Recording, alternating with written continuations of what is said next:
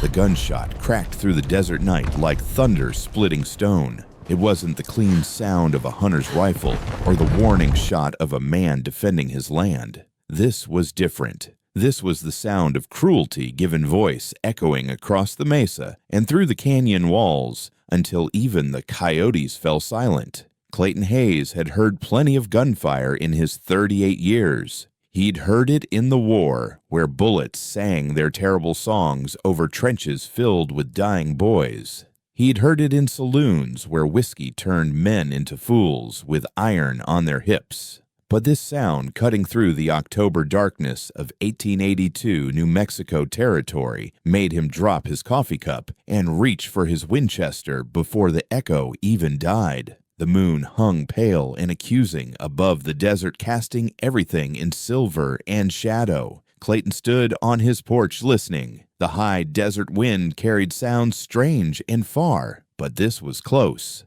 too close. Maybe a quarter-mile down the wash, where the old Apache Trail met the newer wagon road. His horses stirred nervously in the corral, ears pricked forward, nostrils flaring at some scent the wind brought them. Then he heard it. A child's scream, high and desperate. "Mama, por favor, mama." Clayton was moving before the words fully registered, grabbing his rifle and medical kit muscle memory from the war taking over. His boots found the familiar path in the darkness, years of solitary living having taught him every rockin' route. The child's cries grew louder, more desperate, mixing Spanish and English in that way frontier children did when terror stripped away language barriers. He crested the small rise that overlooked the wash, and what he saw below made him freeze for just a moment. A woman lay crumpled in the sand, dark hair spread like spilled ink across the pale earth. Blood black in the moonlight seeped from her shoulder. A girl, maybe 7 years old, knelt beside her, small hands pressed against the wound, trying to stop what couldn't be stopped with just the desperate pressure of a child's palms. But it was what Clayton saw next that made his soldier's mind snap to attention. The wound was precise, calculated. The bullet had entered the shoulder at an angle designed to cause maximum pain, but not immediate death. This wasn't attempted murder. This was a message. He slid down the embankment rifle, ready, scanning for threats. The child looked up at his approach, and even in the darkness, he could see her eyes, huge and dark, filled with a terror that reminded him of another child in another place on a night he'd spent 5 years trying to forget. "Please," the girl whispered, switching to English at the sight of him.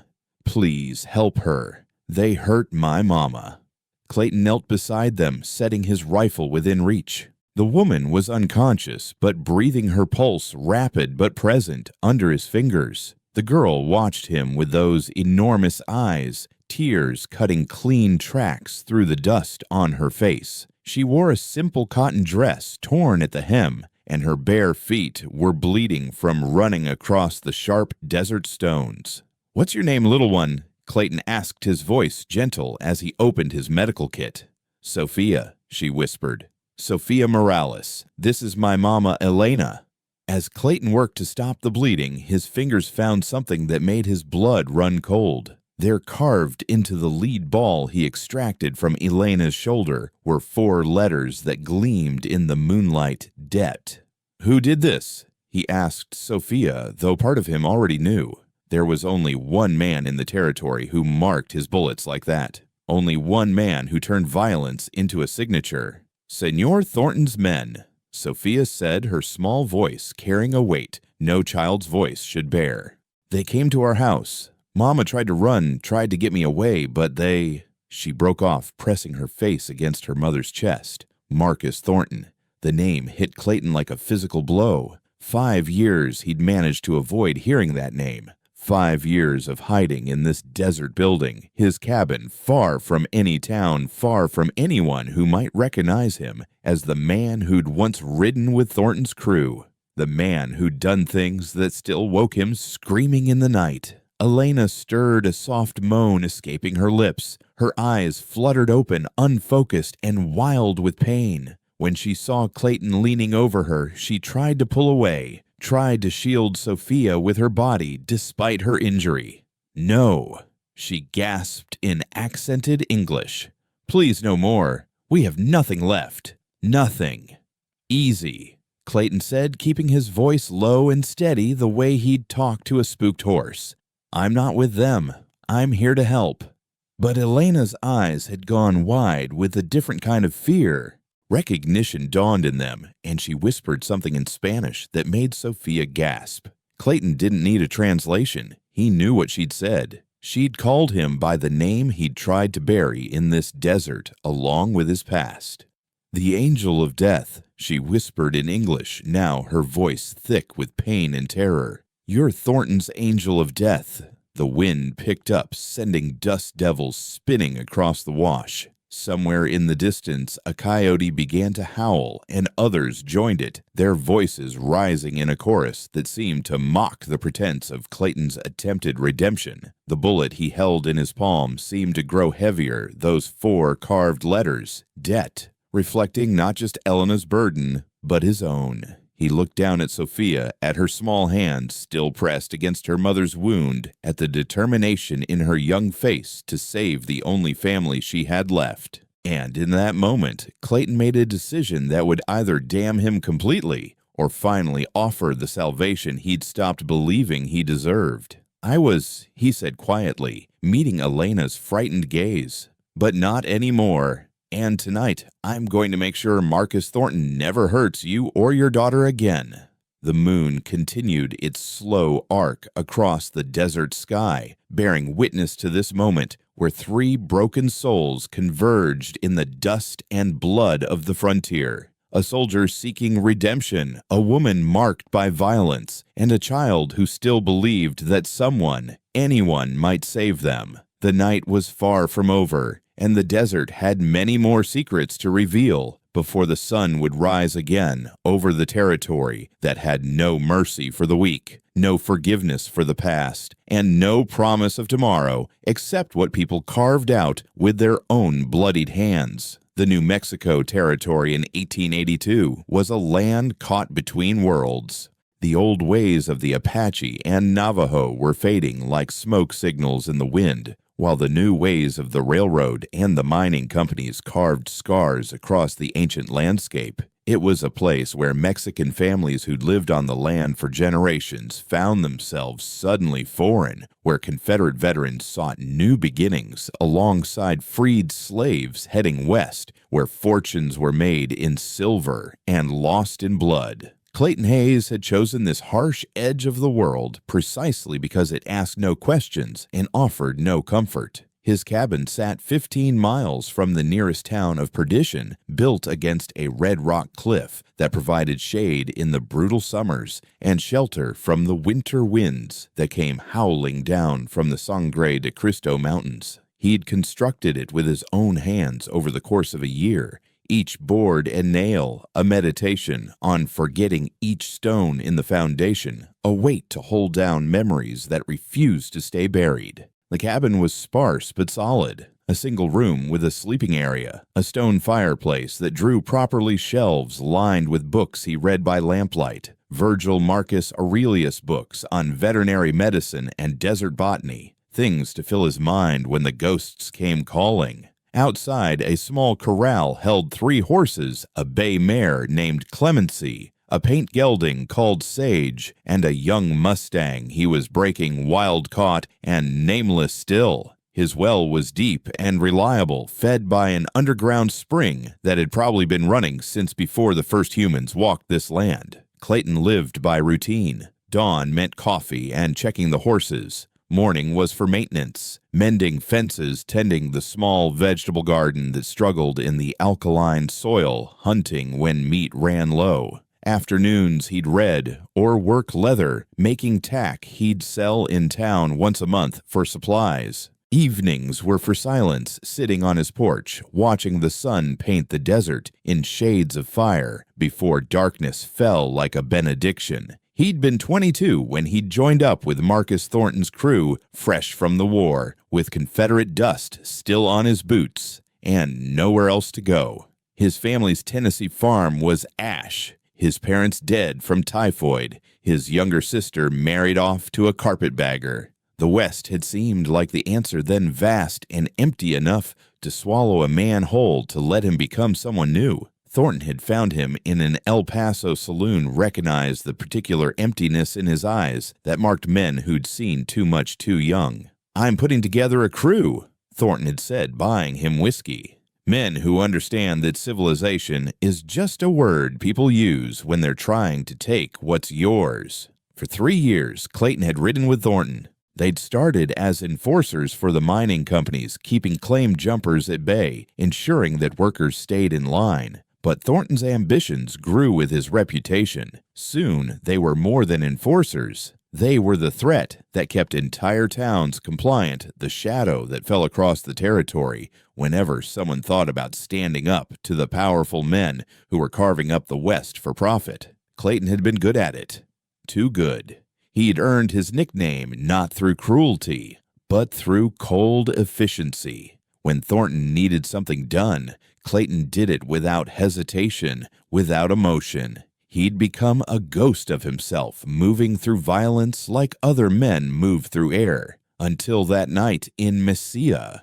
Until the family that wasn't supposed to be there. Now, as he carried Elena Morales into his cabin with Sophia clutching his coat, those memories pressed close. He laid Elena on his bed. The first time anyone else had been in this space he'd built as a fortress against the world. In the lamplight, he could see her more clearly. She was perhaps 30, with the kind of beauty that the desert couldn't quite erase despite its best efforts. High cheekbones, skin the color of coffee, with cream hair that would probably shine like crow feathers when it wasn't matted with blood and dust. But it was the lines around her eyes that told the real story. Lines carved by squinting against the sun, by crying tears that had to be hidden, by smiling when there was little to smile about.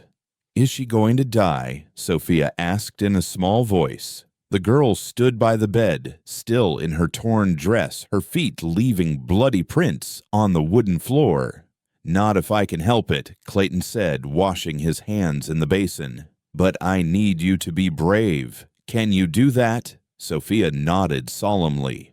In better light, he could see she had her mother's features, but something else too. A steadiness that seemed unusual in a child. Her dark eyes tracked his every movement as he prepared to properly clean and dress Elena's wound. "Have you had any schooling, Sophia?" he asked, trying to distract her as he worked. "Mama teaches me. Reading and numbers. Spanish and English both. She says education is the only thing nobody can take from you." The girl paused, then added quietly, "They took everything else." Clayton's hand stilled for a moment. "Your father, dead 6 months now, in the mine." Sophia's voice was matter-of-fact, the way children's voices get when they've had to accept unacceptable things. "Senor Thornton said Papa owed him money. Much money. He said the debt passes to Mama now." As Clayton cleaned the wound, he noticed other things. Older bruises on Elena's arms yellowing at the edges, a scar on her collarbone that looked like it had been made by a belt buckle, the calluses on her hands that spoke of hard labor, probably taking in washing or working in the fields to try to pay off whatever impossible debt Thornton had invented. Elena stirred her eyes, opening slowly. When she saw Clayton leaning over her, she tried to sit up, gasping at the pain. "Easy," he said. "You're safe. You're in my cabin." "Safe?" She laughed bitterly, then winced at the pain it caused. "Nobody is safe from Thornton. You of all people should know that." Her accent was noticeable, but her English was clear-educated even. "You knew who I was. In the wash." "Everyone knows who you are, Senor Hayes, the one who got away, the one Thornton still tells stories about when he's drunk." She studied his face. "They say you killed a family, a woman and her children. They say that's why you left." Clayton's jaw tightened. "They say true. And yet, here you are helping a woman and child." Elena's dark eyes searched his face. "Why?" He didn't answer immediately, focusing on securing the bandage around her shoulder. When he finally spoke, his voice was quiet. "Because a man can decide to stop being what he was, even if he can't undo what he's done. Thornton doesn't believe that. He says a man's nature is fixed like a brand on cattle. Thornton's wrong about a lot of things. Elena was quiet for a moment, watching as Sophia crept closer to the bed. He'll come for us. He always does. He enjoys it, the hunting, like we're rabbits, and he's a hawk. How much? Clayton asked. The debt. $3,000, plus interest that grows every day. My husband signed papers, Thornton says. I've never seen these papers. She closed her eyes. It doesn't matter. The debt isn't really about money. It's about power, about making examples. Clayton knew she was right. He'd seen Thornton's version of justice enough times. The man didn't want payment. He wanted submission. He wanted fear. Where were you heading when they shot you? Away. Anywhere. I have a cousin in California who wrote that there's work there. I thought if we could just get far enough. She trailed off, the futility of it clear in her voice. Clayton moved to his storage trunk, pulling out a clean shirt and a pair of trousers that would be too big for Elena, but better than her blood-stained dress. He found an old pair of moccasins that might fit Sophia's feet. You'll stay here tonight, both of you. Rest, get your strength back. Then we'll figure out what comes next. We can't stay, Elena protested. They'll track us here. They'll let them come, Clayton said quietly, and something in his tone made Elena fall silent. He stepped outside to give them privacy to change, standing on his porch, looking out at the desert night. The stars were brilliant in the clear air, thousands of points of light that had been shining long before humans brought their petty cruelties to this land, and would continue long after the last grave was dug. He could hear Sophia inside speaking soft Spanish to her mother, helping her change clothes. The domesticity of it, the simple sound of other voices in his cabin, stirred something in him he'd thought was dead. Not hope exactly, but maybe the memory of hope, like the phantom pain from a severed limb. Clayton knew what taking them in meant. It meant the end of his carefully constructed isolation. It meant facing Thornton again, facing the man he'd been. It meant blood, because with Thornton it always meant blood. But as he stood there, listening to a child comfort her wounded mother, he thought about that family in Mesilla. The woman had been trying to shield her children when he'd fired, following Thornton's orders to leave no witnesses. The little boy had been about Sophia's age. The image was burned into his retinas, appearing every time he closed his eyes. He couldn't bring that family back. But maybe, just maybe, he could keep this one alive. When he went back inside, Elena was sitting up in the bed wearing his shirt, which hung loose on her smaller frame. Sophia sat beside her, having changed into the clean clothes, the moccasins fitting well enough. They both watched him with a mixture of wariness and something else, a fragile kind of trust, as delicate as the desert wildflowers that bloomed after the rare rains. There's beans and cornbread, Clayton said, moving to the stove. Nothing fancy, but it's food. Why are you doing this? Elena asked again. You don't know us. We're nothing to you. Clayton ladled beans onto plates, his back to them. Maybe that's exactly why I'm doing it. Because you're strangers who needed help, and I was here to give it. Maybe that's enough. Nothing is ever that simple in the territory, Elena said. No. Clayton agreed, bringing them the food. But sometimes we pretend it is just to remember what it feels like to be human. As they ate in silence, the lamp casting warm light against the cabin walls, Clayton thought about the morning that would come too soon. Thornton would hear about this. The man had eyes and ears everywhere, a network of fear and greed that stretched across the territory like a spider's web.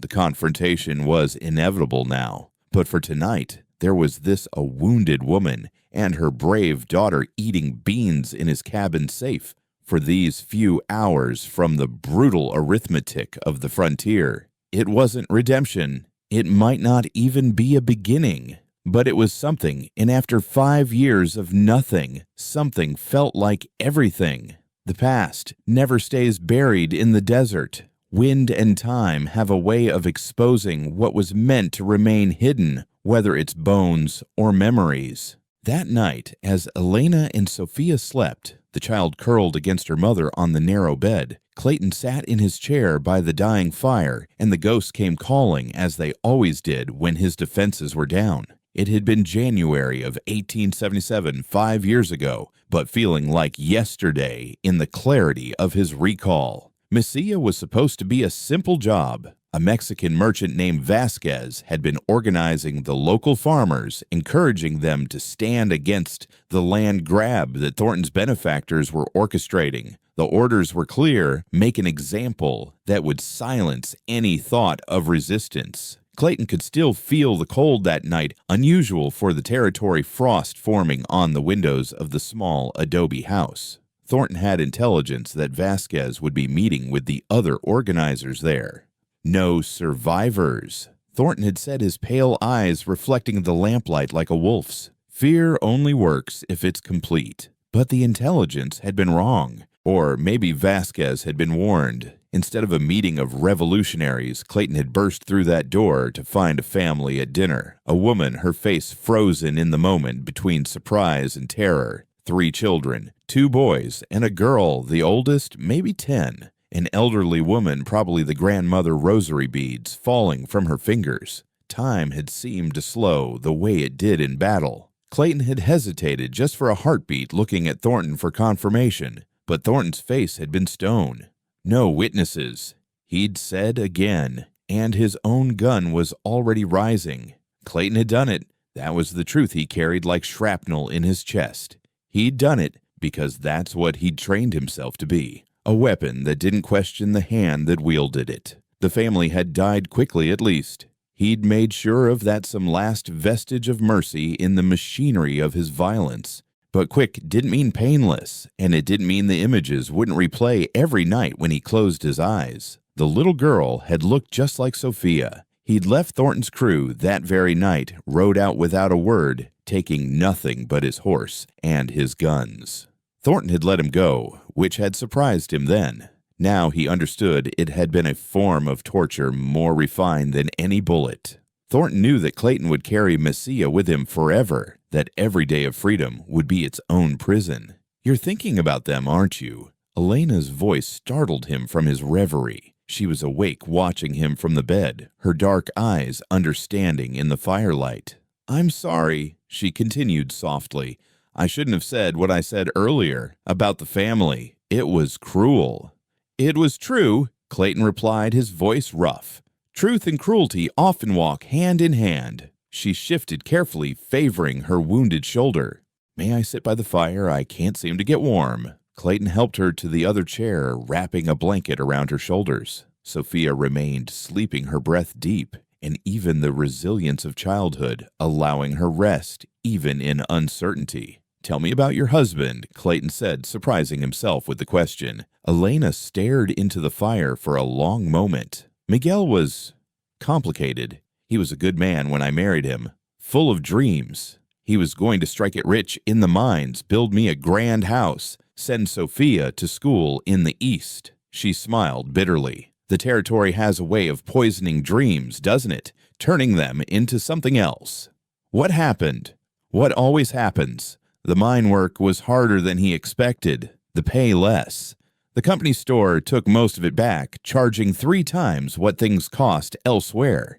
He started drinking, started gambling, thinking one good hand would change everything." She pulled the blanket tighter. "Thornton's men ran the games, of course.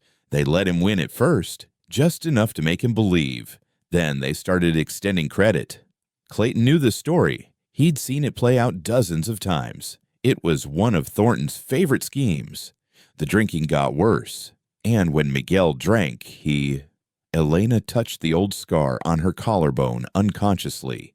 He became someone else. Or maybe he became who he really was. "I don't know anymore." "Did you love him?" The question hung in the air between them. Elena considered it, her face thoughtful in the firelight. "I was 16 when we married. My father arranged it. Miguel was 25, established or so it seemed. Love wasn't part of the calculation." She paused. "But I tried to love him. For Sophia's sake, I tried very hard. Maybe that's a kind of love, too." "How did he die?" Cave-in at the mine. They said it was an accident, but—" She shrugged, then winced at the movement. Miguel had been talking about organizing the workers demanding better conditions. Men who talk like that tend to have accidents in Thornton's operations. They sat in silence for a while, listening to the fire pop and settle. Outside, an owl called its voice, carrying across the desert like a question. "Your turn," Elena said. Who was Clayton Hayes before he became the Angel of Death?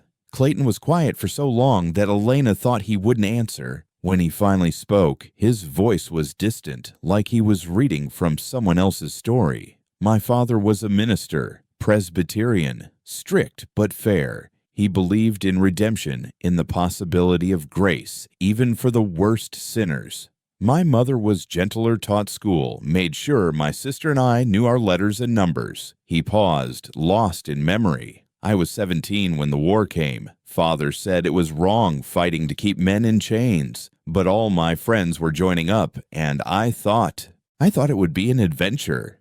It wasn't.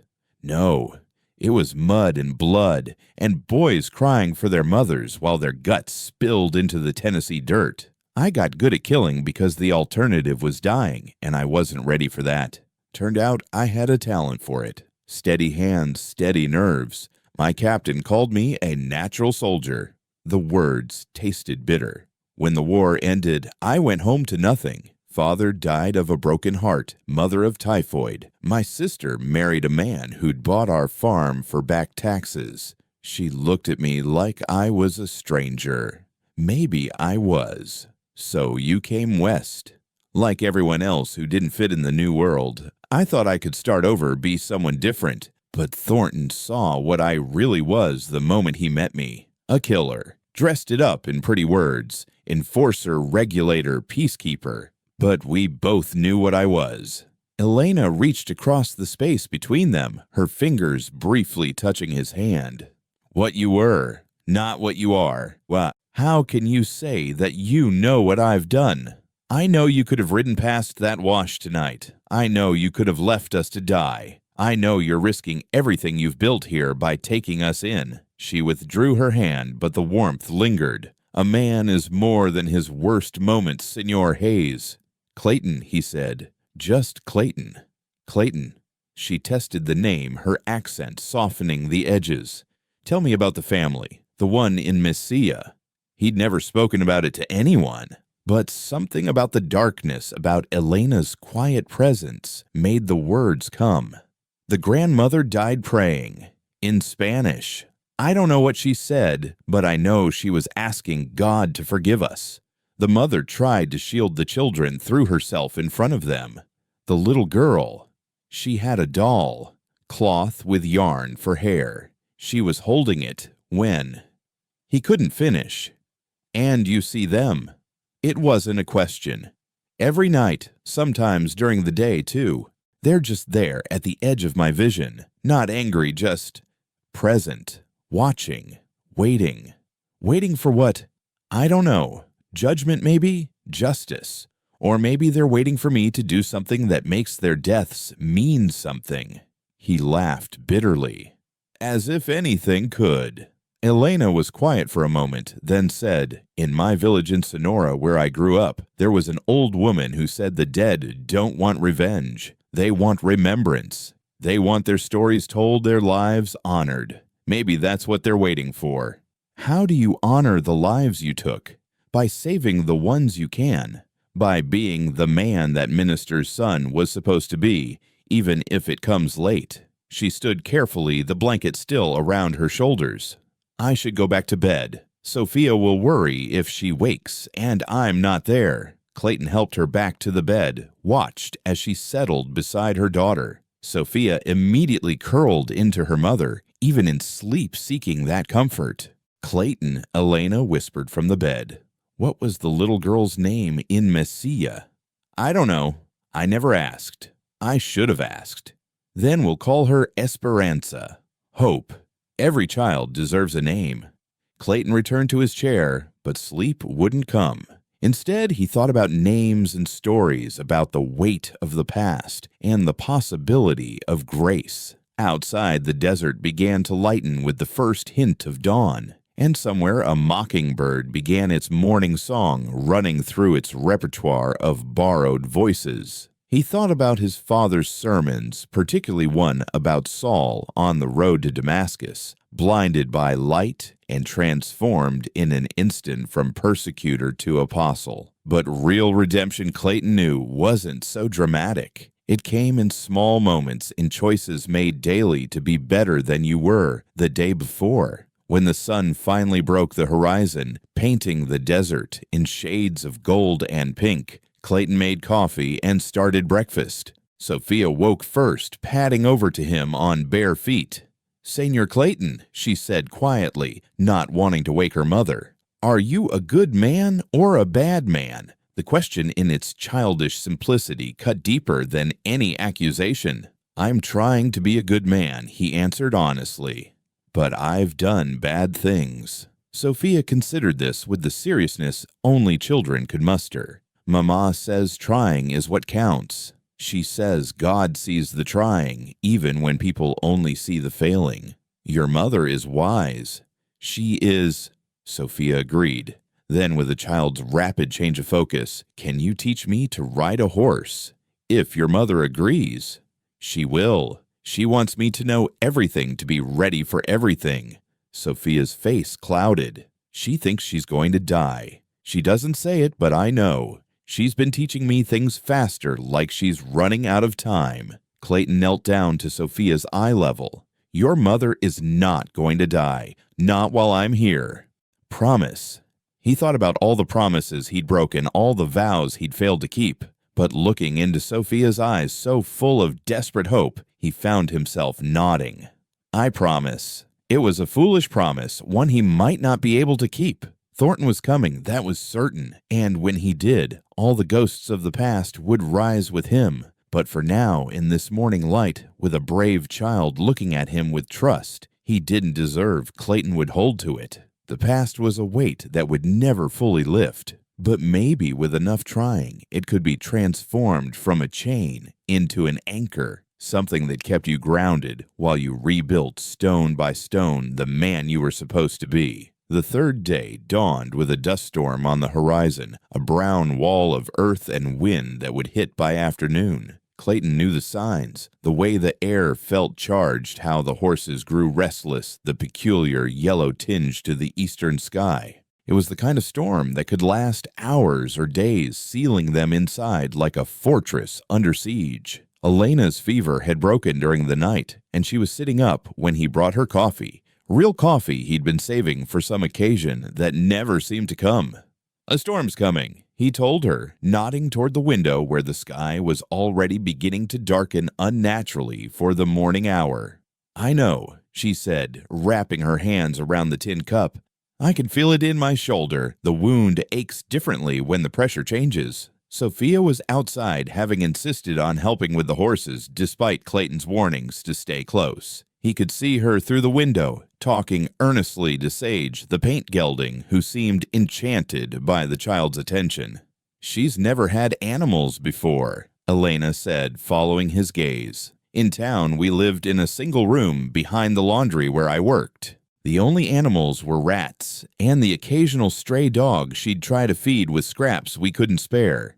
She's natural with them. Horses can sense fear, and she shows none.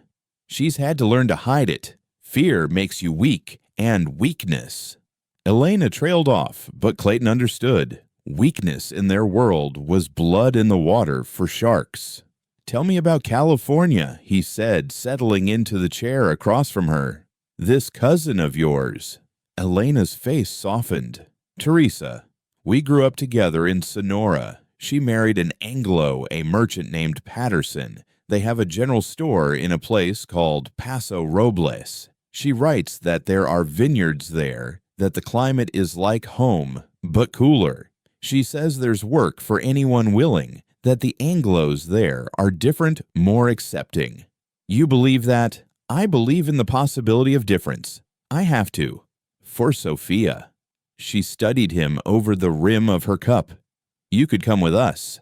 The words hung in the air between them, unexpected as summer rain. Clayton felt something shift in his chest, a loosening of bonds he hadn't realized were there. "I have a life here," he said carefully.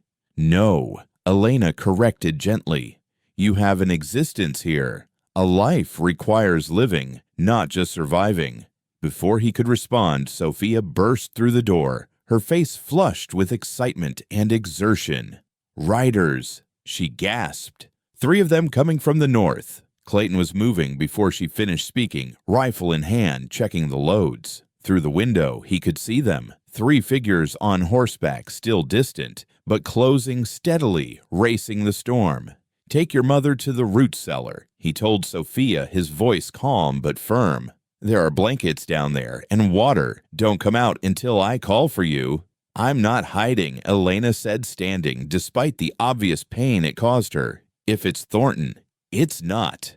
Clayton's eyes narrowed, studying the riders' posture, the way they sat their horses.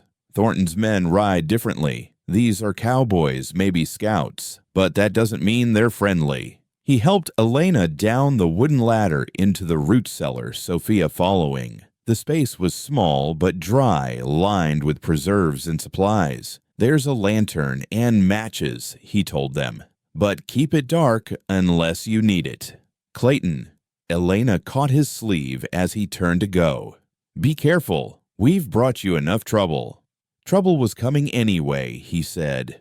"It always does." He closed the cellar door and moved the rag rug over it, then positioned himself by the window. The riders were closer now, and he could make out details. 2 men and a woman, all armed, but their weapons holstered. Their horses were lathered, pushed hard, and they kept looking back as if something was following. Clayton stepped onto the porch rifle, held casual but ready. The riders pulled up at his fence line, hands visible and empty. "That's close enough," Clayton called out. The lead rider, a weathered man perhaps 40 years old with silver threading through his dark beard, raised both hands. "We mean no harm, friend. Storm caught us out. We're looking for shelter. Plenty of caves in the rocks. Town's 15 miles south. We won't make town before that hits," the woman said, gesturing at the approaching wall of dust. She was young, maybe 25, with sun-bleached hair and intelligent eyes. "And caves won't help if what's following us catches up." "What's following you?" The third rider, barely more than a boy, spoke up. "Apaches. War party, maybe 12 strong. We crossed their sign 2 days ago, been playing cat and mouse since." Clayton studied them. Their story could be true. There had been raids recently, young bucks refusing to accept the reservation life. But it could also be cover for something else. "You're cowboys. Working for the Double Cross Ranch," the bearded man said. "I'm Tom Bennett. This is my daughter Margaret, and that's Will Henley. We were moving cattle to the rail depot when we got separated from the main drive." Clayton had heard of the Double Cross, a legitimate operation run by an Englishman named Worthington. Still, he kept his rifle ready. "You can shelter in the barn. Storm's going to hit hard, but any trouble, and you're back out in it, understand." "More than fair," Bennett said, already dismounting. "We're grateful." As they led their horses to the barn, Clayton noticed how Margaret moved. Confident, competent, checking sight lines and exits like someone used to trouble. Will the young one had the nervous energy of someone running from more than just Apaches. The storm hit just as they got the horses settled. The world outside disappeared in a howling wall of brown dust seeping through every crack and crevice. Clayton lit lanterns in the barn, creating pools of yellow light in the supernatural darkness. "Hell of a storm," Bennett said, settling onto a hay bale. "Seen plenty, but this one's got teeth." "They get worse every year," Clayton replied. "Land's angry about something." "Land's got plenty to be angry about," Margaret said, checking her horse's hooves. "The way folks are tearing it up, looking for silver gold, anything that shines." There was something in her voice, an edge that made Clayton look at her more closely. She met his gaze steadily, unafraid. "You don't talk like a rancher's daughter," he observed. "I wasn't always. I was a teacher once in Austin, but certain circumstances required a change of profession." She said it matter-of-factly, but Will shifted uncomfortably. "Maggie, he doesn't need to know." "It's fine, Will." She turned back to Clayton. "I killed a man who thought a schoolteacher was his property to do with as he pleased. The law disagreed with my interpretation of self-defense, so here I am moving cattle and dodging Apaches in a dust storm." Clayton found himself almost smiling. The territory's full of people running from something.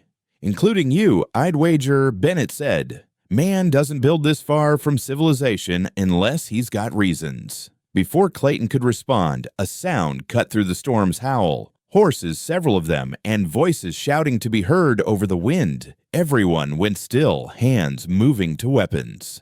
"That's not Apaches," Will whispered. Clayton moved to the barn door, peering through a crack. He could make out shapes in the swirling dust, men dismounting, moving toward his cabin.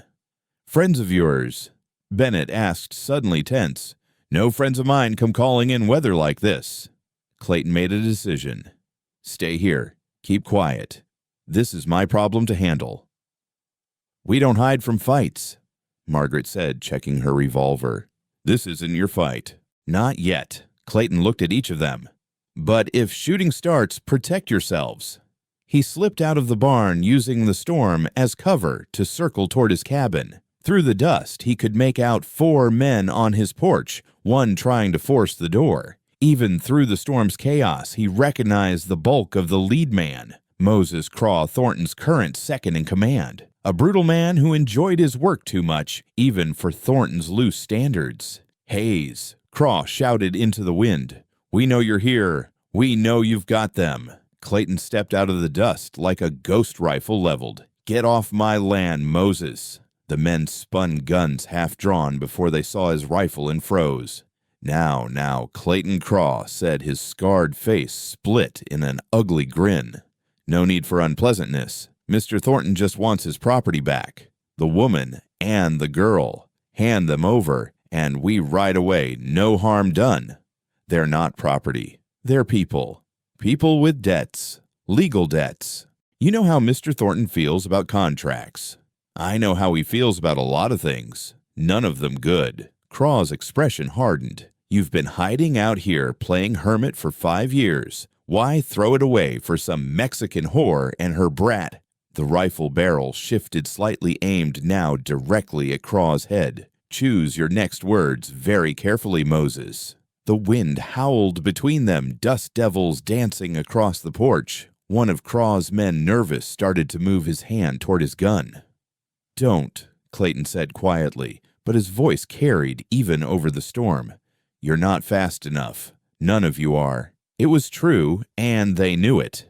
They'd all heard the stories about Clayton Hayes, the Angel of Death. How he could put 6 bullets through a playing card at 20 paces. How he'd once killed 3 men in El Paso before the first one hit the ground. "Mr. Thornton's going to be disappointed," Craw said. "He had hopes you'd be reasonable. Professional courtesy and all.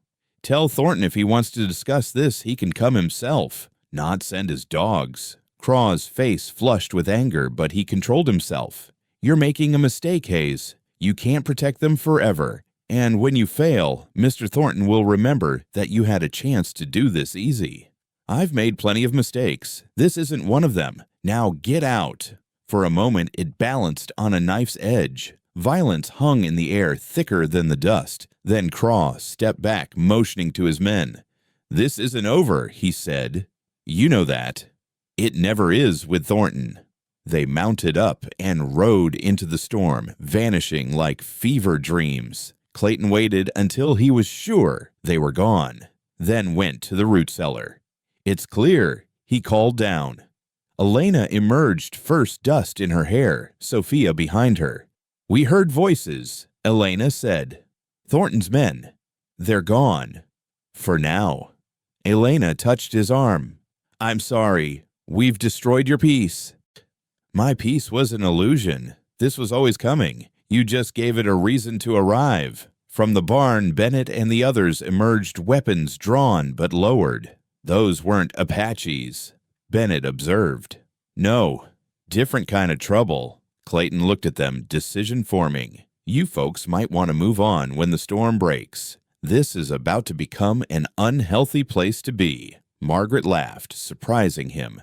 "Mister, we just spent 2 days running from Apaches, and now you're facing down what looks like hired killers for folks you barely know. Seems to me you could use some help. This isn't your fight."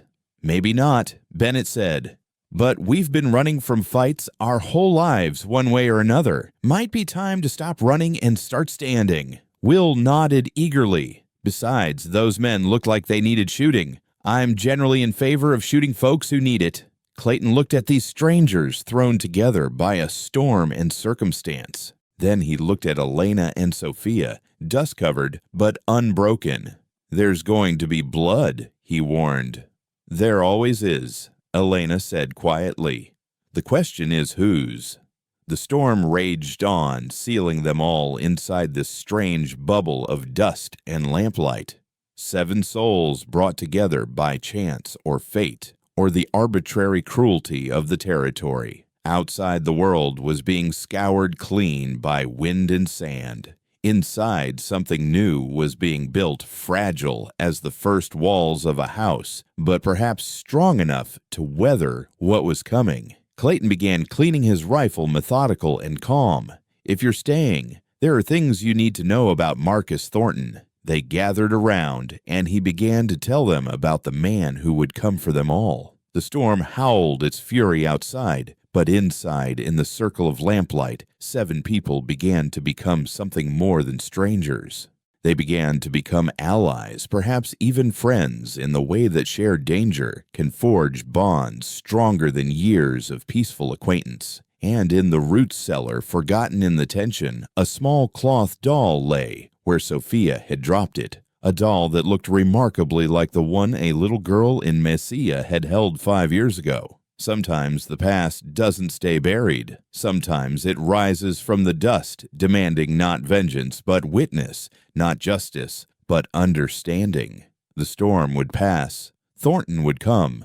Blood would spill. But for now, in this moment stolen from chaos, there was coffee and conversation, the beginning of trust, and the faint, impossible hope that maybe, just maybe, 7 people standing together could face down an empire built on fear. The storm lasted 2 days. 2 days of enforced intimacy of strangers becoming familiar with each other's rhythms and stories. By the time the dust settled and the world emerged scoured and strange, something had shifted fundamentally in Clayton's cabin. It happened on the second night, when the wind had died to a whisper and the dust hung in the air like suspended time. They were all gathered in the main room. Clayton had given up trying to maintain boundaries. Bennett was teaching Sophia a card game, while Will watched, offering terrible advice that made the girl giggle. Margaret was mending a tear in Elena's dress, with precise, efficient stitches. Clayton was cleaning his guns at the table when Elena approached carrying 2 cups of coffee. She'd insisted on taking over the cooking despite her injury, and the cabin now smelled of corn tortillas and beans, seasoned with chilies she'd had in her travel bag. "We need to talk," she said quietly, sitting across from him. He set down the revolver he'd been oiling. About what happens when your friends leave, about Sophia and me." She met his eyes directly. "I can't keep running, Clayton. My shoulder won't heal right if I do. And Sophia. She needs stability, even if it's temporary. You can stay as long as you need."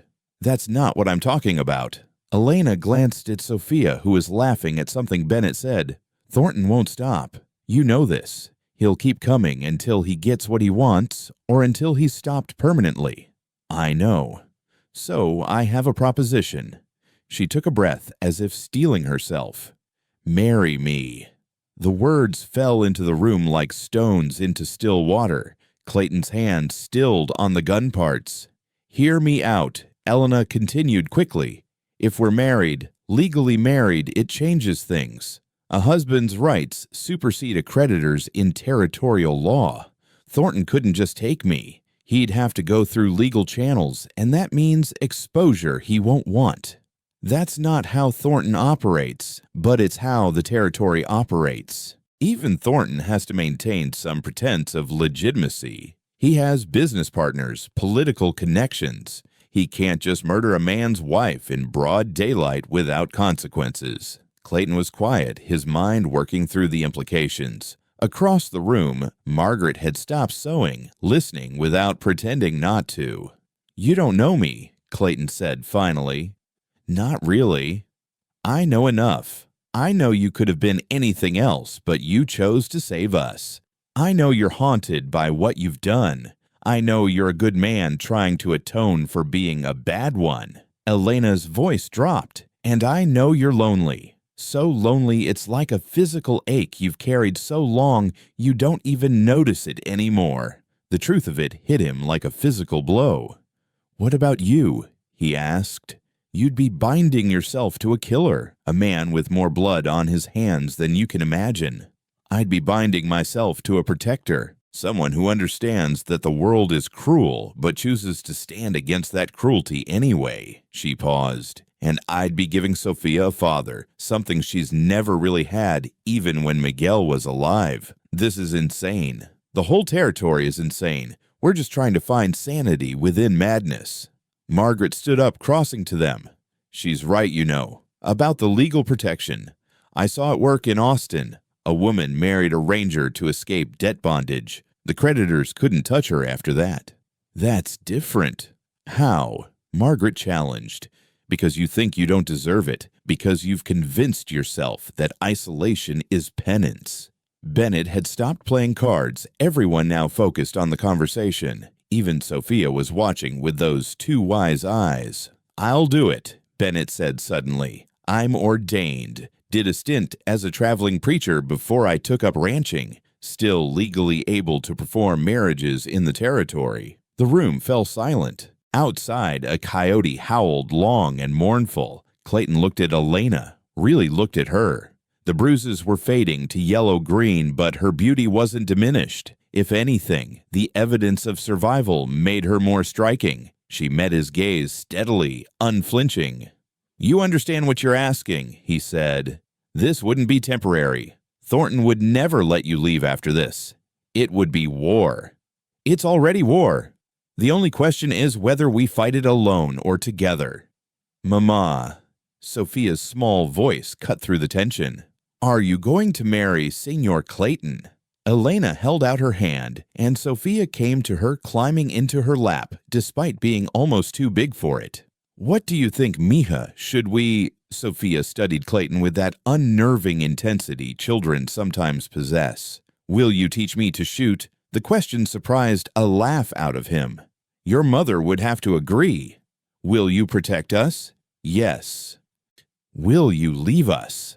The question hung in the air. Clayton thought about all the times he'd left. His family's farm, the Confederate Army, Thornton's gang. Always leaving, always running from what he'd done or failed to do. "No," he said, and meant it. "I won't leave." Sophia nodded solemnly, then looked at her mother. "I think you should marry him." Elena smiled, kissing her daughter's head. Then she looked back at Clayton.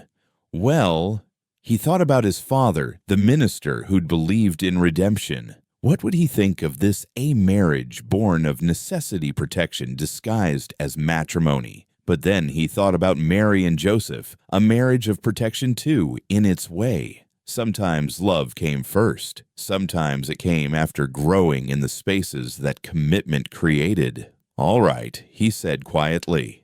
"We'll do it." Will whooped, breaking the tension. "A wedding? Never thought I'd see a wedding in the middle of all this trouble." "When?" Elena asked. "Now," Clayton said, standing.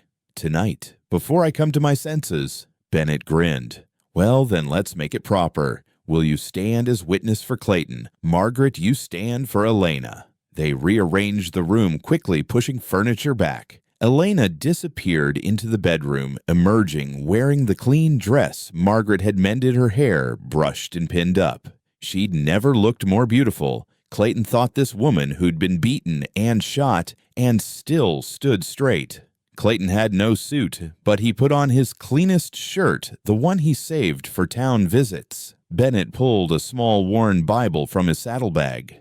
"Dearly beloved," Bennett began, his voice taking on the cadence of ceremony. "We are gathered here in the sight of God and these witnesses to join this man and this woman in holy matrimony." The words washed over Clayton like water. This couldn't be real. He was standing in his cabin in a dust storm's aftermath, marrying a woman he'd known for days, with cowboys as witnesses and danger pressing in from all sides.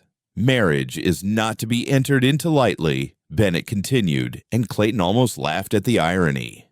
But reverently, deliberately, and in accordance with the purposes for which it was instituted. Do you, Clayton Hayes, take Elena Morales to be your lawfully wedded wife, to have and to hold from this day forward, for better or worse, for richer or poorer in sickness and health, to love and to cherish, till death do you part? Clayton looked at Elena, at the hope and fear warring in her eyes. I do.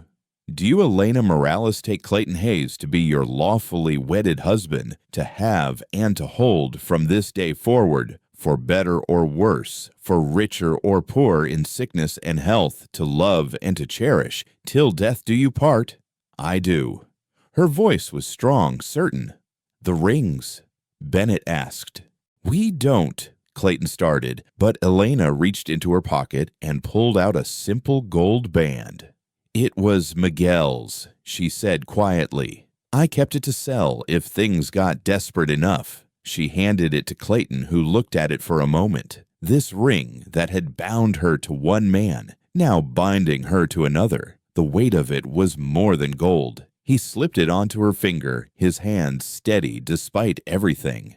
Then by the power vested in me by the territory of New Mexico, I pronounce you man and wife. Bennett grinned. You may kiss your bride. Clayton hesitated. This was supposed to be protection a legal maneuver, but Elena stepped close, rose up on her toes, and pressed her lips to his. Soft, brief, but real. A promise of something that might grow if given time and tenderness. Sophia clapped, Will whistled, and Margaret wiped at her eyes, though she'd deny it later. Now what? Elena asked softly, still standing close. Now we sign the papers, Bennett said, producing a marriage certificate from his Bible. I always keep a few. Never know when folks might need marrying. They signed, Margaret and Will witnessing. Clayton's signature was firm, Elena's elegant, despite her injured shoulder. And just like that, they were married. Bound by law, if not yet by love, united against whatever storm was coming. We should celebrate, Will declared. Even if it's just with coffee and whatever food we've got. They did gathering around the table, sharing stories and laughter that felt stolen from a world that didn't often allow such things. Sophia fell asleep in Clayton's lap, something that would have seemed impossible days ago. Elena leaned against his shoulder, the weight of her warm and real. You know Thornton will hear about this within days, Margaret said quietly. I'm counting on it, Clayton replied. He'll come with everything he has. Then we'll face it with everything we have. Bennett raised his coffee cup. To the newlyweds, may their union be a fortress against all who would harm them.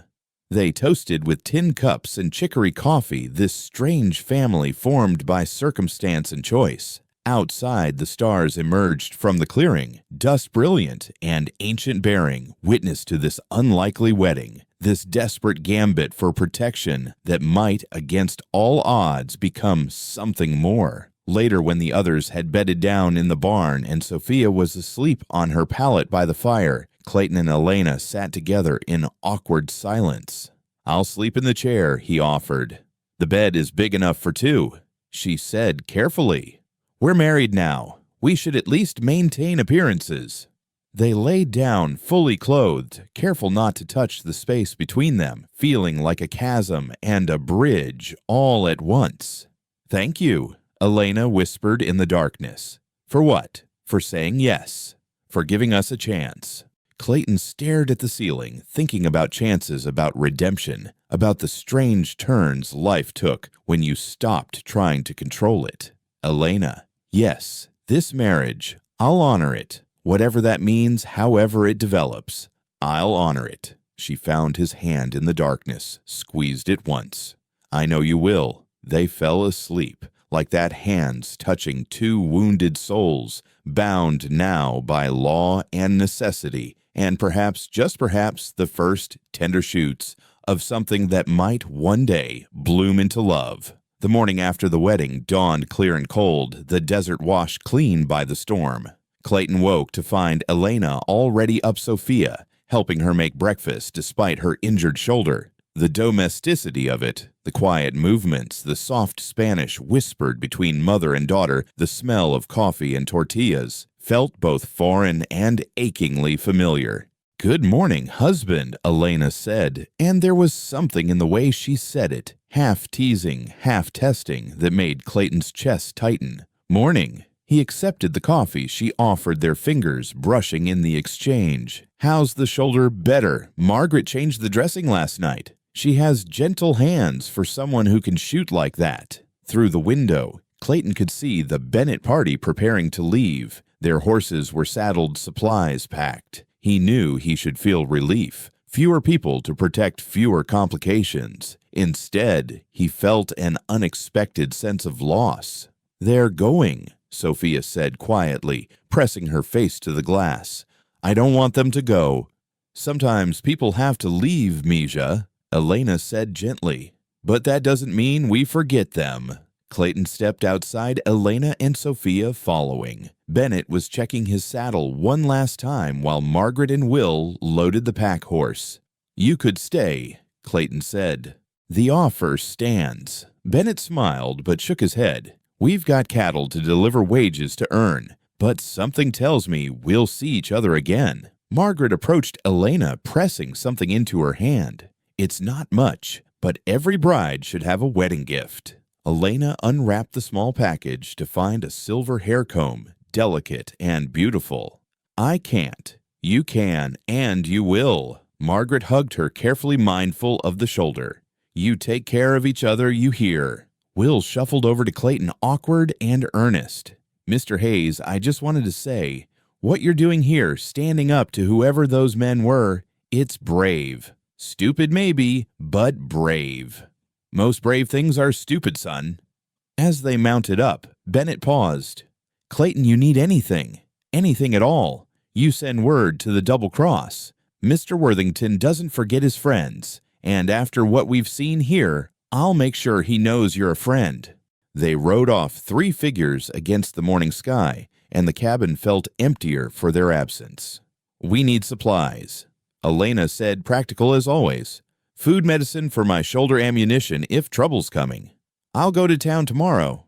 "We'll go to town. We're married now. People should see it, know it, make it real in their minds." Clayton looked at her, this woman who understood strategy as well as any general. "That's dangerous, showing yourself in town." "Everything's dangerous now. At least, this is dangerous with purpose." That afternoon, Clayton began teaching Sophia to ride using Sage, the gentlest of his horses. The girl was fearless, laughing as the horse walked in circles around the corral. Elena watched from the porch, mending clothes with her good arm, and Clayton caught her smiling, a real smile that transformed her face. "Higher," Sophia called. "Make him go faster." "First you learn control," Clayton said. "Speed comes after." "That's what Mama says about everything. Control first." "Your mother is wise. She says you're teaching me because you might not always be here." Sophia's voice was matter-of-fact, but Clayton heard the question underneath. He stopped the horse, looking up at the child. "I'm not going anywhere, Sophia. I promised, remember. People promise lots of things." The truth of it from a 7-year-old's mouth was sharp. Clayton helped her down from the horse, then knelt to her level. "You're right. People do promise lots of things, but I'm going to tell you something my father told me when I was your age. A man's word is all he really owns. Everything else can be taken, but your word is yours to keep or break.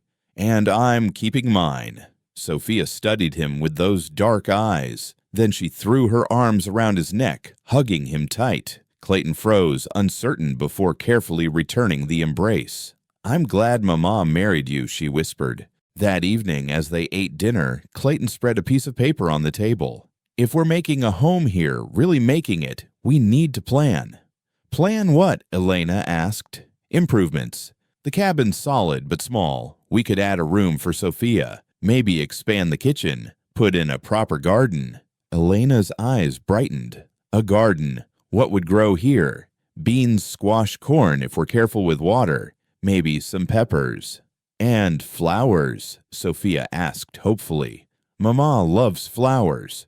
And flowers, Clayton agreed. They spent the evening sketching plans, dreaming in pencil and possibility. Elena suggested a chicken coop. Fresh eggs would be wonderful. Sophia wanted a swing from the big cottonwood, and Clayton found himself planning a larger corral, maybe even a small barn. This is madness, Elena said at one point laughing. We're planning a future while men are planning our deaths. That's the best time to plan a future, Clayton replied, when someone's trying to take it away. That night, they lay in bed again, still clothed, still careful, but the distance between them had shrunk. Tell me about your mother, Elena said into the darkness. You mentioned she was a teacher. She was. Taught all the county children who could make it to school. She believed education was sacred, that it was the only way to truly free yourself. He paused, memory washing over him. She would have liked you. A woman raising a daughter alone, insisting on education despite everything. What would she think of this marriage? Clayton considered. She was practical when she needed to be. She married my father because her parents arranged it, but they grew to love each other deeply. She'd understand doing what's necessary to protect a child. Is that all this is necessity? The question hung between them. Clayton turned his head to look at her profile in the moonlight. I don't know, he admitted. Is that all it is for you? I don't know either. She turned to face him. But I'd like to find out. It was permission tentative, but real. Clayton reached out his hand, finding hers between them. They fell asleep that way. Hands clasped two people building a bridge across the darkness, one small touch at a time. The next morning brought visitors. Clayton was working on expanding the chicken coop he'd promised when he heard horses. His hand went to his gun, but the riders coming up the trail were moving too slow for trouble. As they got closer, he recognized them. Han Chen, who ran the general store in Perdition, and his wife Mei Li, with their two children, riding double on a gentle mare. Mr. Hayes, Chen called out in his careful English. We heard news. You are married. Word traveled fast in the territory. Clayton helped Mei Li down from her horse. She was carrying a covered basket that smelled of fresh bread. We are, Clayton confirmed as Elena emerged from the cabin, Sophia beside her. Mei Li's face lit up. A wedding, and we were not invited. But she was smiling already, moving toward Elena with the basket. I bring bread and preserves. Every new wife needs help filling her pantry. The children, a boy of 10 and a girl about Sophia's age, immediately gravitated toward Sophia, and soon they were chasing chickens around the yard, their laughter bright in the morning air. You take a risk coming here, Clayton said quietly to Chen. The merchant shrugged. We are Chinese in a white man's town. We know about risk. We also know about standing together when trouble comes. He met Clayton's eyes. Mr. Thornton has made life difficult for many, not just Mexicans. Anyone different, anyone weak. Some of us think maybe it's time someone stood up to him. This isn't your fight. When men like Thornton win, everyone's fight is lost. Chen watched the children playing. My father came here believing in Gold Mountain, in opportunity. I want my children to have that opportunity, not live in fear of men who take what they want because they can. Elena and Mei Li were talking by the garden plot, Mei Li gesturing animatedly about what vegetables grew best in the desert soil. The women switched between English-Spanish and what Clayton thought might be Mandarin, somehow understanding each other perfectly. Your wife, Chen said. She worked at the Garrison Laundry. Yes, my wife says she is a good woman. Hard worker, never complained even when the work was brutal. She is that. And you, Mr. Hayes, you are the one who stopped the Riley gang from burning down our store 2 winters ago. Clayton had forgotten about that. A small thing running off some drunks who thought burning out the Chinese would be amusing. Anyone would have. No, anyone would not have. Most walked by. You stopped. Chen pulled out a small ledger. I have written down what the Morales family owes at my store. The debt Miguel left. Clayton tensed. How much? Chen made a show of studying the ledger, then deliberately tore out the page, ripping it into pieces that scattered in the wind. Strange. I cannot find any record of debt. My bookkeeping must be poor. The gesture hit Clayton unexpectedly hard. Kindness in the territory was so rare, it felt like water in the desert. Thank you, he managed. It is nothing, but Mr. Hayes, you should know. Thornton has been hiring men, gunmen from Texas, some Comancheros from the border. Whatever he plans, it will be soon, and it will be violent. After the Chens left, promising to return, Clayton found Elena in the garden plot, her hands in the soil, despite her healing shoulder. Mei Lee says tomatoes will grow if we shade them properly, she said, and she'll bring me starts from her garden. You're planning quite a future for a woman in danger. Elena stood dusting off her hands. I spent 5 years in danger with Miguel, always waiting for the next blow, the next drunken rage, the next humiliation. This danger, where I can see my enemy, where I have someone standing beside me. This feels like freedom. That afternoon, more visitors came.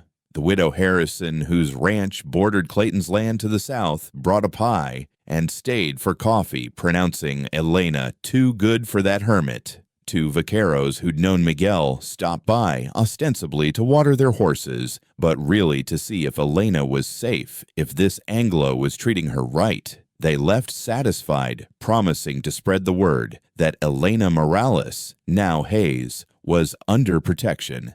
As the sun set, Clayton stood on his porch watching Elena and Sophia plant seeds in the garden plot. The cabin that had been his fortress of solitude for 5 years was transforming into something else, a home. The word felt strange in his mind, foreign but not unwelcome. You're thinking too loud, Elena said, coming to stand beside him. I can hear it from the garden. Just wondering what I've gotten myself into. A family, she said simply. Is that so terrible?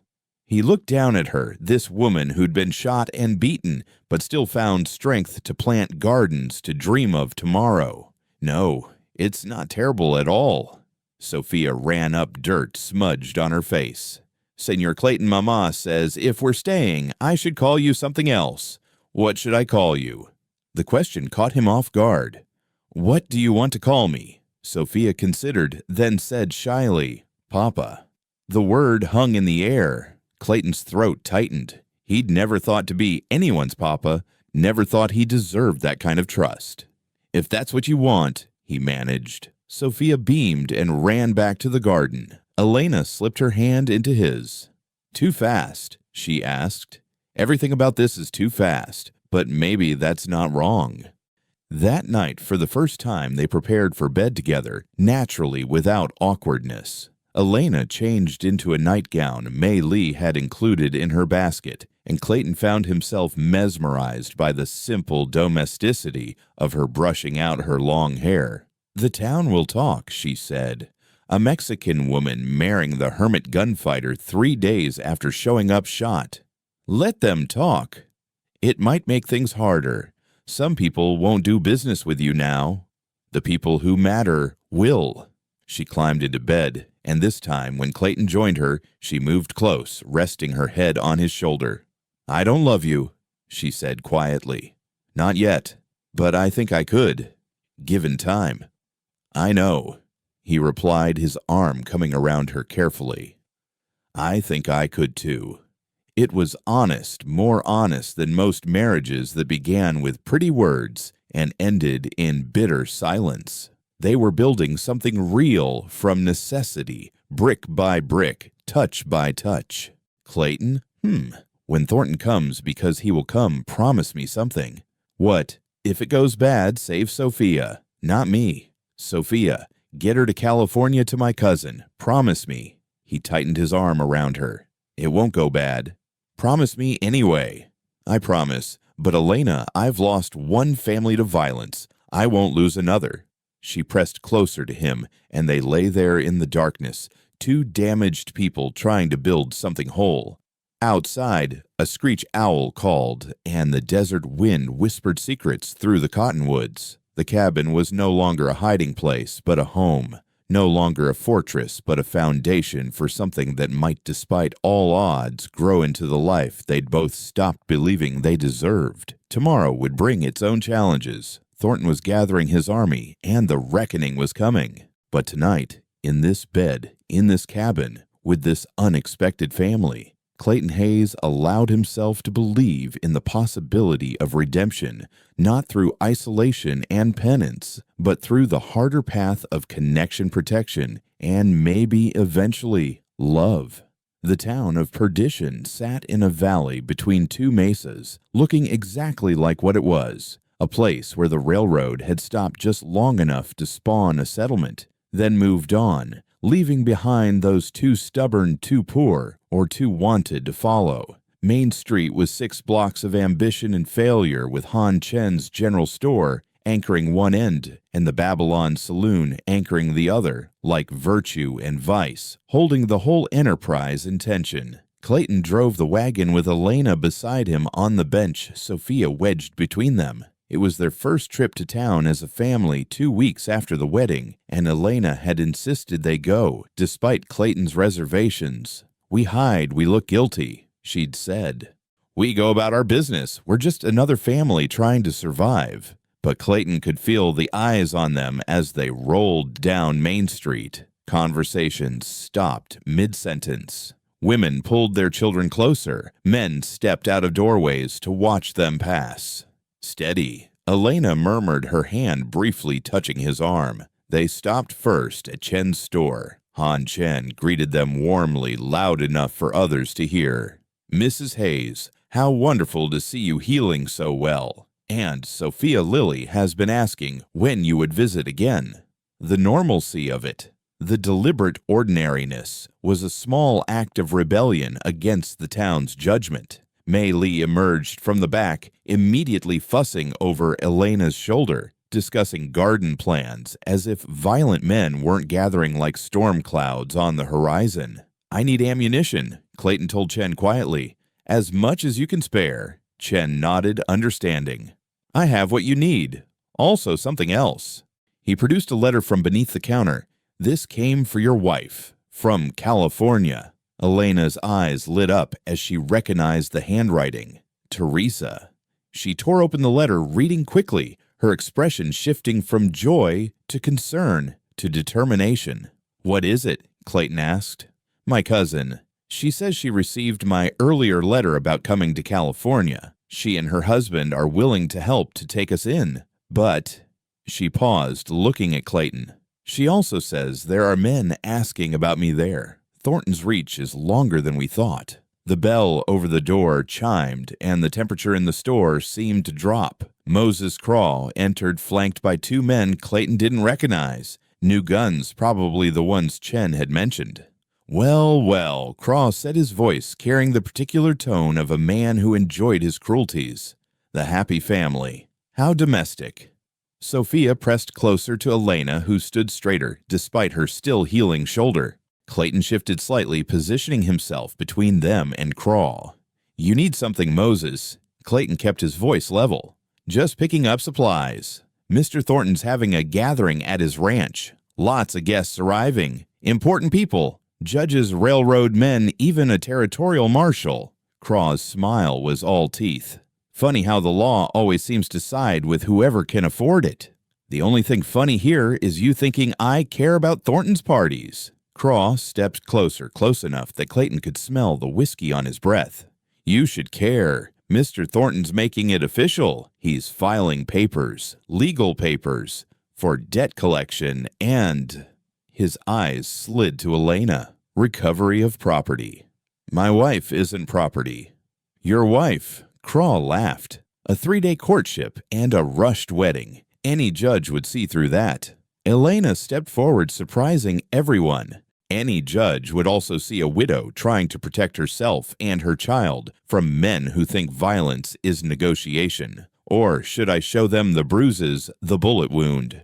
Would your important guest like to hear about how Marcus Thornton does business? The store had gone completely silent. Even Chen had stopped pretending to work, watching the confrontation. Craw's face darkened. You need to learn when to keep your mouth shut, woman. And you need to learn that I'm not the frightened girl I was 2 weeks ago. Elena replied, I'm Clayton Hayes' wife now. That means something whether you like it or not. For a moment, violence hung in the air like smoke. Then the door chimed again, and Father Miguel entered. The old priest moved with the careful dignity of age, his presence immediately changing the dynamic. Ah, Mrs. Hayes, he said warmly, as if Craw and his men didn't exist. I was hoping to catch you. We need to discuss the children's Christmas pageant. Sophia would make a wonderful angel, don't you think? The normalcy of it, the assumption of a future where children played angels in Christmas pageants, was quietly devastating to Craw's threats. She would love that, Father, Elena replied, playing along. Mr. Craw. Father Miguel acknowledged his tone cooling considerably. I trust you're not disturbing my parishioners. Just shopping, Padre. Craw stepped back. We'll be going. As they left, Craw paused at the door. This isn't over, Hayes. Mr. Thornton wants what's his, and he always gets it. Tell Thornton if he wants to talk, he knows where to find me. But next time he sends messages, he should come himself instead of sending his dogs. After they left, Father Miguel sighed. You're poking a dangerous bear, my son. Bear was already poked, Father. Now we're just waiting to see who bleeds first. The priest studied Clayton. I remember you, you know, from 5 years ago. You came to confession once in the middle of the night. You spoke of terrible things. Clayton tensed, but Father Miguel raised a hand. What's said in confession stays there, but I want you to know, redemption isn't earned through suffering alone. Sometimes it comes through protecting those who need protection. Sometimes it comes through love. He turned to Elena. Your marriage, rushed as it was, is valid in the eyes of God, if it's valid in your hearts. Is it? Elena looked at Clayton, then back at the priest. It's becoming so, Father. Then I'll include you in Sunday's prayers. All of you. As they continued their shopping, more people approached them. Some were subtle. A nod from the blacksmith, a smile from the schoolteacher. Others were more direct. Sam Rivers, who ran the livery stable, shook Clayton's hand firmly and said, About time someone stood up to that bastard. You need anything, you let me know. But for every ally, there were two who turned away, who whispered behind their hands, who made it clear that associating with the Hayes family was dangerous. They were loading the wagon when a woman approached, elegant despite the dust, wearing a dress that belonged in San Francisco, not Perdition. Clayton recognized her immediately. Victoria Worthington, wife of the English rancher who owned the Double Cross. Mr. Hayes, she said in her clipped British accent. My husband sends his regards. Mr. Bennett spoke highly of you. Ma'am, she turned to Elena, studying her with sharp intelligence. You must be the woman causing such a stir. Good. This town needed stirring. She handed Elena a calling card. I'm having tea on Thursday. You'll come, both of you and Sophia. It wasn't a request. Elena took the card surprised. Mrs. Worthington, I appreciate the invitation, but nothing. The women in this territory need to stand together, or we'll all fall separately. Besides, her smile turned sharp. I do so enjoy irritating the proper ladies who think they run society here. A Mexican woman at my tea. They'll be scandalized. I can hardly wait. As she swept away, Elena looked at the card in wonder. The richest woman in the territory just invited me to tea. Invited us, Clayton corrected, though I'm not sure I'm the tea type. Elena laughed, the first real laugh he'd heard from her, bright and unexpected. Oh, you're going. If I have to face those women, you're facing them with me. The ride home was quieter, each of them processing the trip. Sophia had been mostly silent, observing everything with those watchful eyes. Papa, she said suddenly, the name still new and careful on her lips. Why do some people hate us? Clayton considered his words carefully. People fear what they don't understand, and they hate what they fear. We're different. Your mother and I marrying quick-me, living alone so long, your mother being Mexican. Different scares people. But we're not scary. No, Mia, Elena said softly. We're not. But sometimes being brave looks scary to people who are afraid. That evening, as they sat down to dinner, a rider approached. Clayton recognized him. James Patterson, Elena's cousin's husband from California. The man looked trail-worn, his horse lathered from hard riding. Elena ran out to meet him. James, what are you doing here? Patterson dismounted, accepting water gratefully. Teresa sent me. She's worried. There have been men in Paso Robles asking about you about Sophia. Professional men, if you understand my meaning. Thornton's men, maybe, or bounty hunters. There's paper on you, Elena. Not legal paper, but the kind that men who work outside the law understand. Thornton's offering $5,000 for your return. Clayton whistled low. That was more than most men saw in 5 years. There's more, Patterson continued. I did some digging. This debt Miguel supposedly owed, I found the original paperwork in the territorial records. It was for $300, not $3,000. The rest is fabricated interest and penalties. Can we prove it? Clayton asked. I have copies, but Thornton's got judges in his pocket. Legal proof might not matter. They brought Patterson inside, fed him, gave him a place to rest.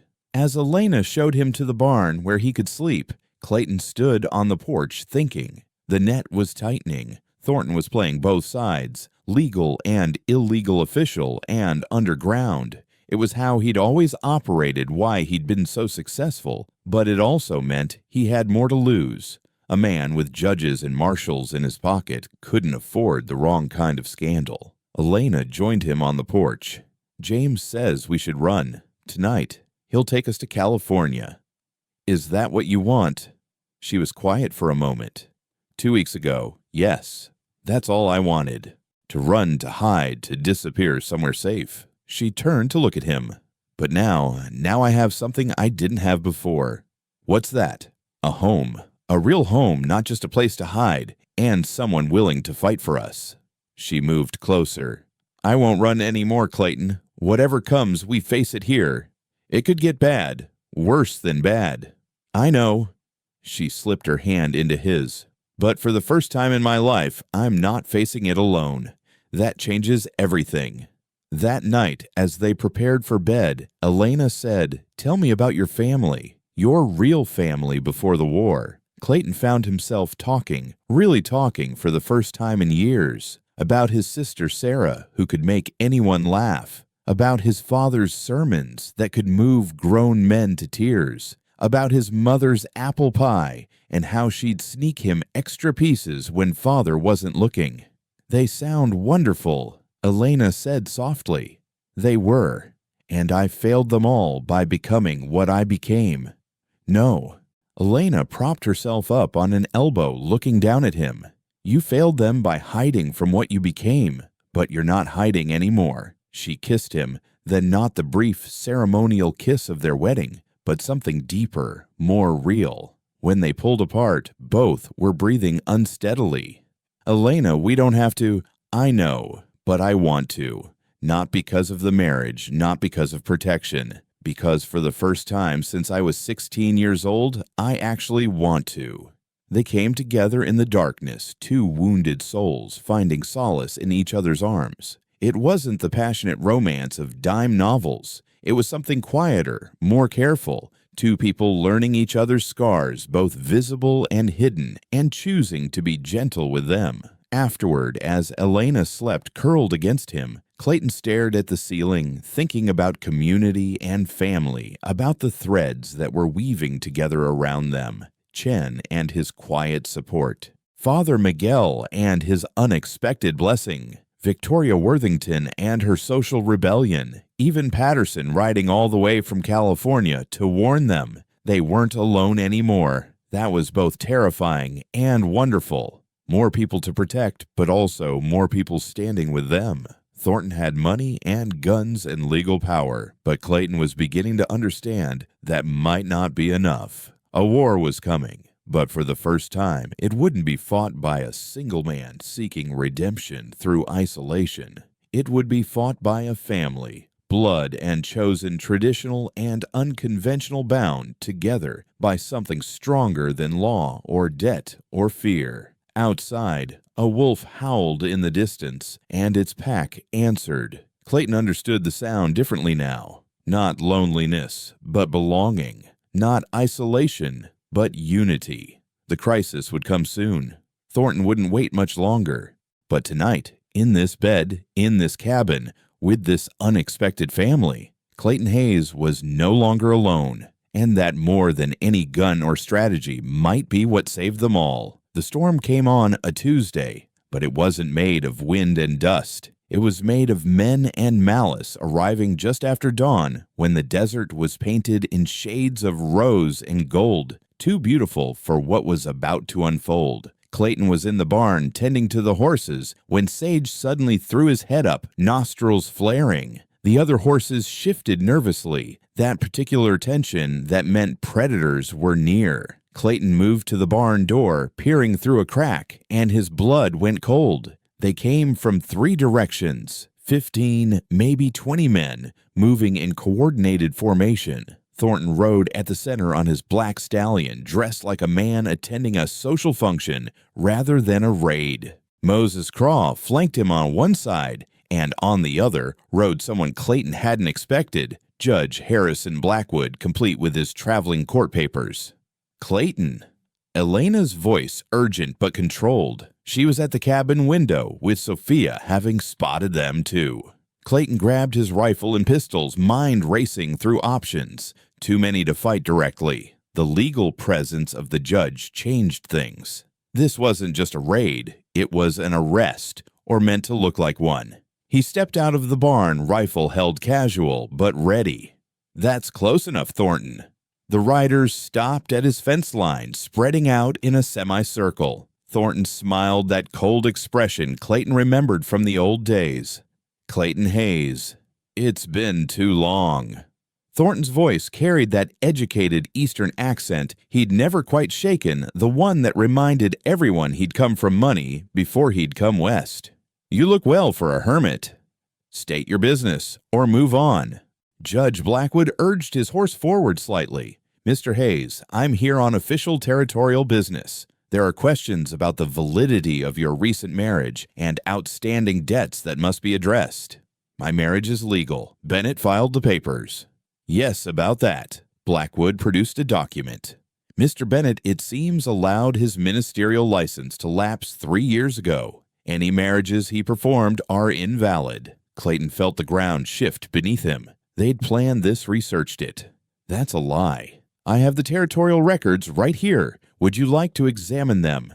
The judge's smile was thin, which means Mrs. Morales, and I use her legal name, has no protection under marriage law. She's a debtor, and Mr. Thornton has legal claim to collect.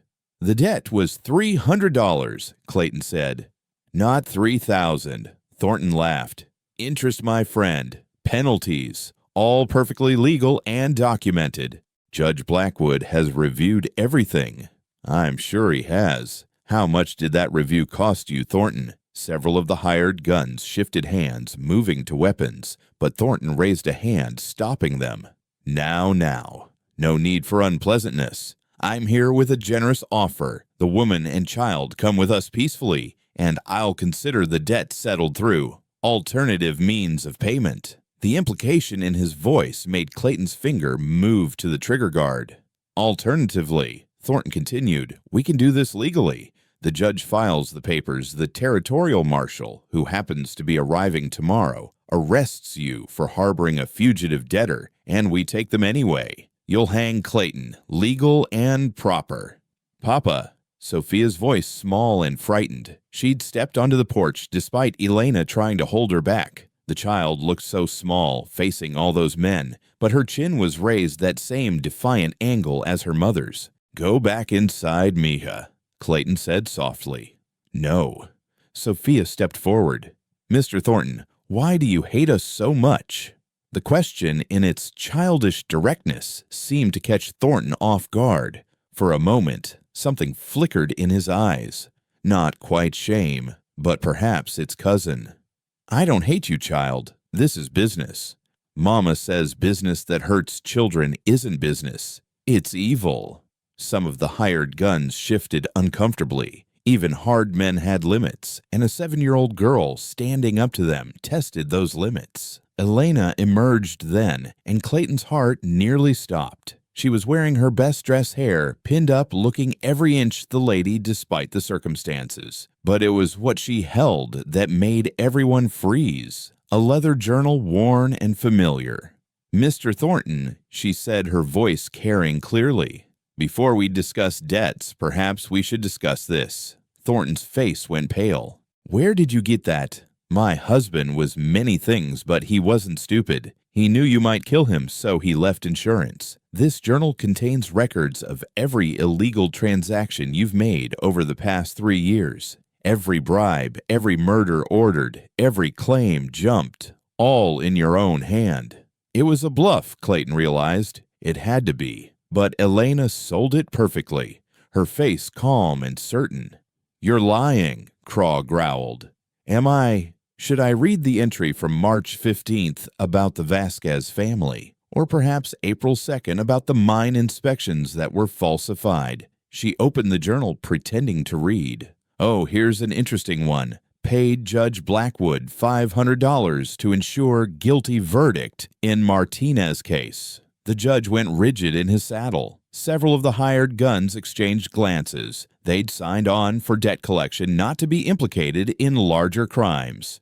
"That journal proves nothing," Thornton said, but his voice had lost some of its confidence. "No. Then you won't mind if I send copies to the territorial governor, to the newspapers in Santa Fe, to your business partners in Chicago, who think you're just a successful rancher." The standoff stretched taut. Clayton could see Thornton calculating, weighing options. Then, horribly, he smiled. "You know what your mistake was, Mrs. Morales. Assuming I care about exposure." He drew his pistol not quickly, but deliberately. "Judge, I believe we're witnessing a case of a debtor resisting lawful collection. Tragic when these things turn violent." Thornton, Blackwood said nervously, "There are other ways." "Shut up, Harrison. You're bought and paid for, so stay bought." Thornton aimed at Elena. "Give me the journal." "No." "I'll kill your daughter." "No," Clayton said, stepping between them. "You'll try."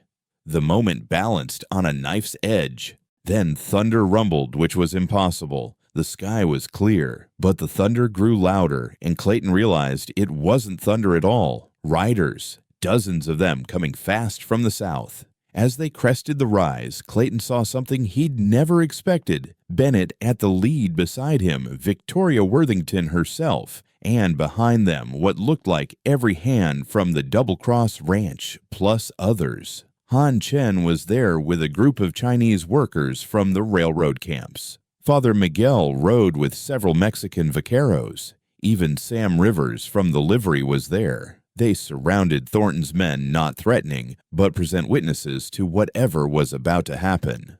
"Marcus," Victoria Worthington said coolly. "Fancy meeting you here." "This is none of your business, Victoria." "Oh, but it is. You see, I've been doing some research of my own. That land you claim, the deeds you've been filing. Quite a lot of it actually belongs to my husband. You've been selling what isn't yours to sell." "You can't prove." "Actually, I can. Amazing what records one can find when one has friends in the territorial capital, friends you haven't bought." Bennett spoke up. "And just so we're clear, my ministerial license is perfectly valid. I renewed it 6 months ago. Have the papers right here if anyone wants to see them." The judge was sweating now, realizing he'd been caught in something bigger than he'd anticipated. "This doesn't change the debt," Thornton said, but he was losing control of the situation. "About that," Father Miguel said, "I've been going through the church records. Miguel Morales' confession given on his deathbed. He spoke of you, Senor Thornton. of how you forced him to sign papers while drunk, threatened his family if he didn't take your loans. The seal of confession is sacred, but a dying man's testimony about crimes, that's different. Thornton's men were getting nervous now. They'd signed on for easy money, not a standoff with half the territory's prominent citizens. Then Clayton heard something else, horses approaching from the north. His heart sank. More of Thornton's men, but the riders who appeared wore badges.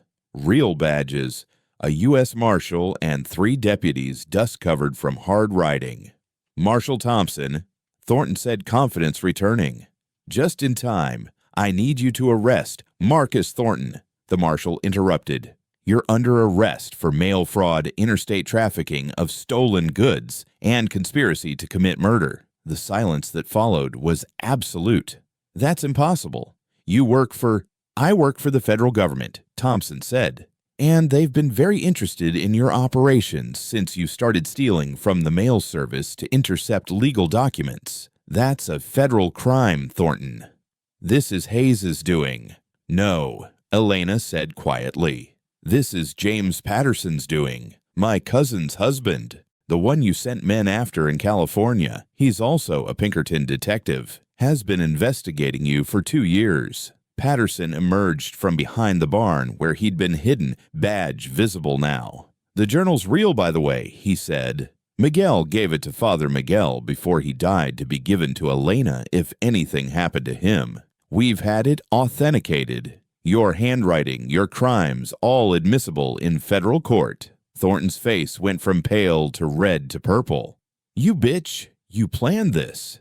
He raised his gun toward Elena, and several things happened at once. Clayton moved faster than he'd moved in years. Moses Craw went for his weapon.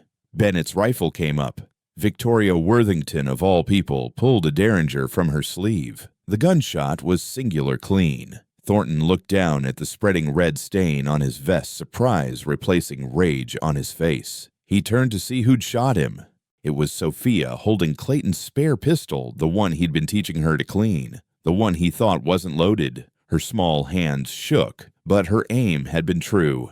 You threatened my mama, she said simply. Thornton fell from his horse, gasping. The marshal was already moving, kicking away his gun, checking the wound. He'll live, Thompson announced, but he'll stand trial. Craw and several others tried to run, but they were surrounded. Some surrendered immediately. Craw tried to fight and was clubbed down by Sam Rivers with a shovel. That's for burning my first stable, you son of a bitch. As the marshals rounded up Thornton's men, Clayton knelt beside Sophia, who had dropped the gun and was shaking.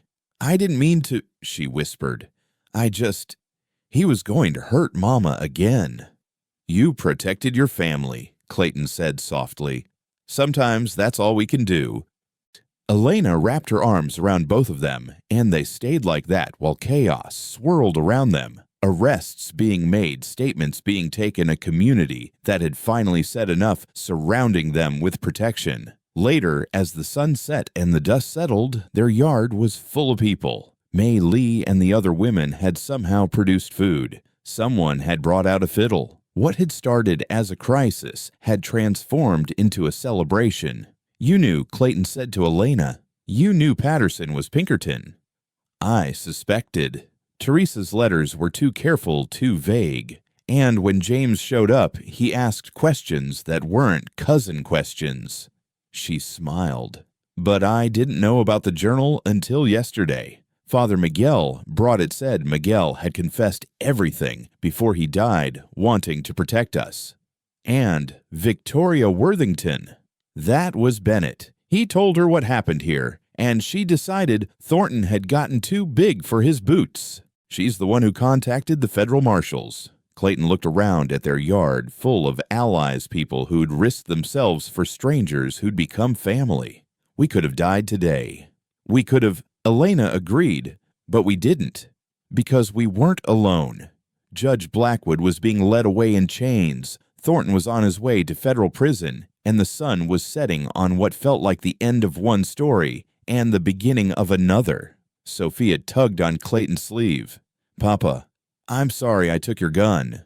We'll talk about that later. For now, just remember, protecting family is noble, but killing leaves marks on your soul that never fade. Like yours, like mine. Sophia considered this with that serious expression. Then we'll carry our marks together. The celebration went on into the night. Stories were told, bonds were strengthened, and a community that had been fractured by fear began to heal. The crisis had passed, but its resolution had changed everything. The territory would remember this day not as when Marcus Thornton fell, but as when ordinary people stood together and refused to be afraid anymore. As the last guests left and quiet returned to their cabin, the Hayes family, for that's what they truly were now, sat on their porch watching the stars emerge. Tomorrow would bring new challenges. There would be trials testimony, the slow work of rebuilding what Thornton had destroyed. But tonight, they were safe. They were together, and they were home. The trial lasted 3 weeks in Santa Fe. Clayton had never spent so much time indoors, sitting on hard benches, listening to lawyers argue about things that seemed both crucially important and absurdly distant from the reality of what had happened. Elena testified with quiet dignity. Sophia was spared that ordeal due to her age, and Clayton found himself on the stand for 2 full days, recounting not just recent events, but his history with Thornton. "You were one of his men," the prosecutor said. "Tell the court about the Messia incident." Clayton had known this was coming. In the gallery, Elena watched him with steady eyes, giving him strength. "I killed a family on Thornton's orders," he said clearly. "A woman, 3 children, an elderly grandmother, January 15th, 1877. Thornton said they were revolutionaries. They weren't. They were just a family having dinner." The courtroom murmured. The defense attorney stood to object, but the judge, a real judge this time brought in from Washington, overruled him.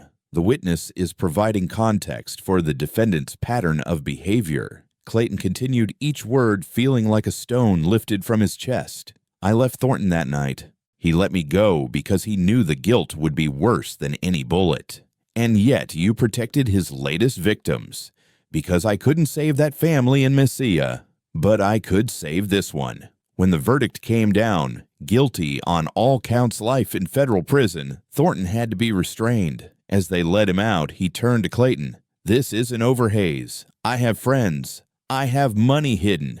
"You have nothing," Clayton interrupted. "Your assets are seized. Your men scattered or jailed. Your empire is dust. You're just another criminal, now heading to a cell you'll die in." Thornton's face contorted with rage, but then something worse flickered across it. Fear. The understanding that his story was over, that all his cruelty had led only to a cage. They returned to perdition to find the town transformed. Without Thornton's shadow looming over it, people walked straighter, talked louder, dreamed bigger. The Chinese workers who'd been confined to the edge of town began opening businesses on Main Street. The Mexican families who'd been systematically cheated started reclaiming their lands through proper legal channels. But the biggest change was at their own ranch.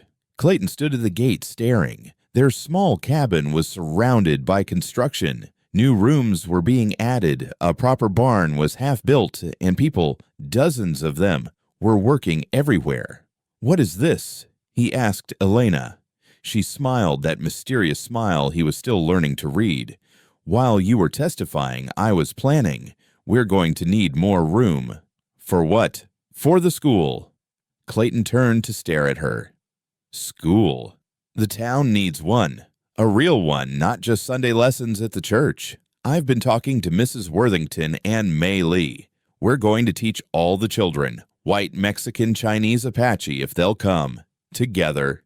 "Elena, that's necessary. Education is the only thing that really changes the world, Clayton. You know that." He thought of his mother teaching in their kitchen in Tennessee, believing knowledge was sacred. The town won't all accept it. Mixed races in one school. Then we'll start with those who will. The rest will come around, or their children will grow up ignorant. Their choice. Will Henley approached carrying lumber. He'd stayed after the trial, claiming he had nowhere else to go, But Clayton suspected it had more to do with the way he looked at Margaret Bennett, who'd also remained in perdition.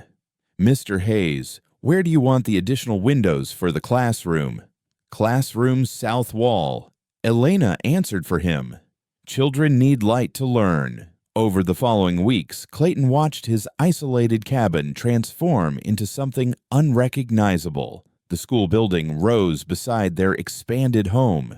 A proper garden spread where desert had been, with an ingenious irrigation system designed by Han Chen's brother. The chicken coop became a small barn with milk cows and goats. Sophia thrived in the chaos, organizing the other children who came to help her, English and Spanish flowing together as she translated between workers. The gunshot she'd fired had marked her. There was something more serious in her eyes now, but she seemed to have made peace with it in the way children can when surrounded by love and purpose. One evening, Clayton found her in the new library room, carefully arranging books that had been donated from across the territory.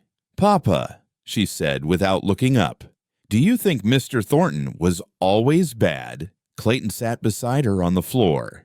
"No, Misha. I think he was probably a boy, once maybe even a good one. But he made choices, each one a little worse than the last, until being bad was all he knew how to be." "Could that happen to me because I shot him?" "No, because you have something he never had." "What?" "People who love you enough to keep you good." She leaned against him, and they sat quietly sorting books while the sun set through the new windows. The school opened in September, 6 months after Thornton's arrest. 43 children showed up the first day, overwhelming their expectations. Elena stood at the front of the classroom, nervous but determined, while Clayton and the other men had built extra benches in the yard. "Welcome," Elena said in English, then repeated it in Spanish, and looked to Lily Chen, who translated into Mandarin. "This is a place where everyone learns, everyone matters, and everyone has a chance to become more than what the world expects them to be." Margaret Bennett had agreed to teach arithmetic and geography. Father Miguel offered to teach history and ethics. Even Victoria Worthington came once a week to teach what she called proper English and improper thinking. Clayton found his own role unexpectedly. The older boys, especially the ones headed toward the kind of trouble he'd once embraced, gravitated toward him. He taught them to work with horses, to build with their hands, but mostly he taught them what he'd learned too late. That strength without conscience was just another form of weakness. One day, Thomas Brennan, a 15-year-old with too much anger and nowhere to put it, asked him, "Mr. Hayes, how do you stop being angry all the time?" Clayton was mucking out stalls, and he paused, leaning on the pitchfork. "You don't stop being angry, son. You just learn to point it at things worth being angry about. Injustice, cruelty, ignorance. Then you use that anger to build something better." "But what if you've already done bad things?" Clayton looked at the boy, seeing himself at that age full of rage and looking for a target. "Then you do good things, not to erase the bad, but to outnumber it. Eventually, if you're lucky and you work hard enough, the good becomes who you are." "Is that what you did?" Clayton thought about it, then nodded slowly. "It's what I'm trying to do."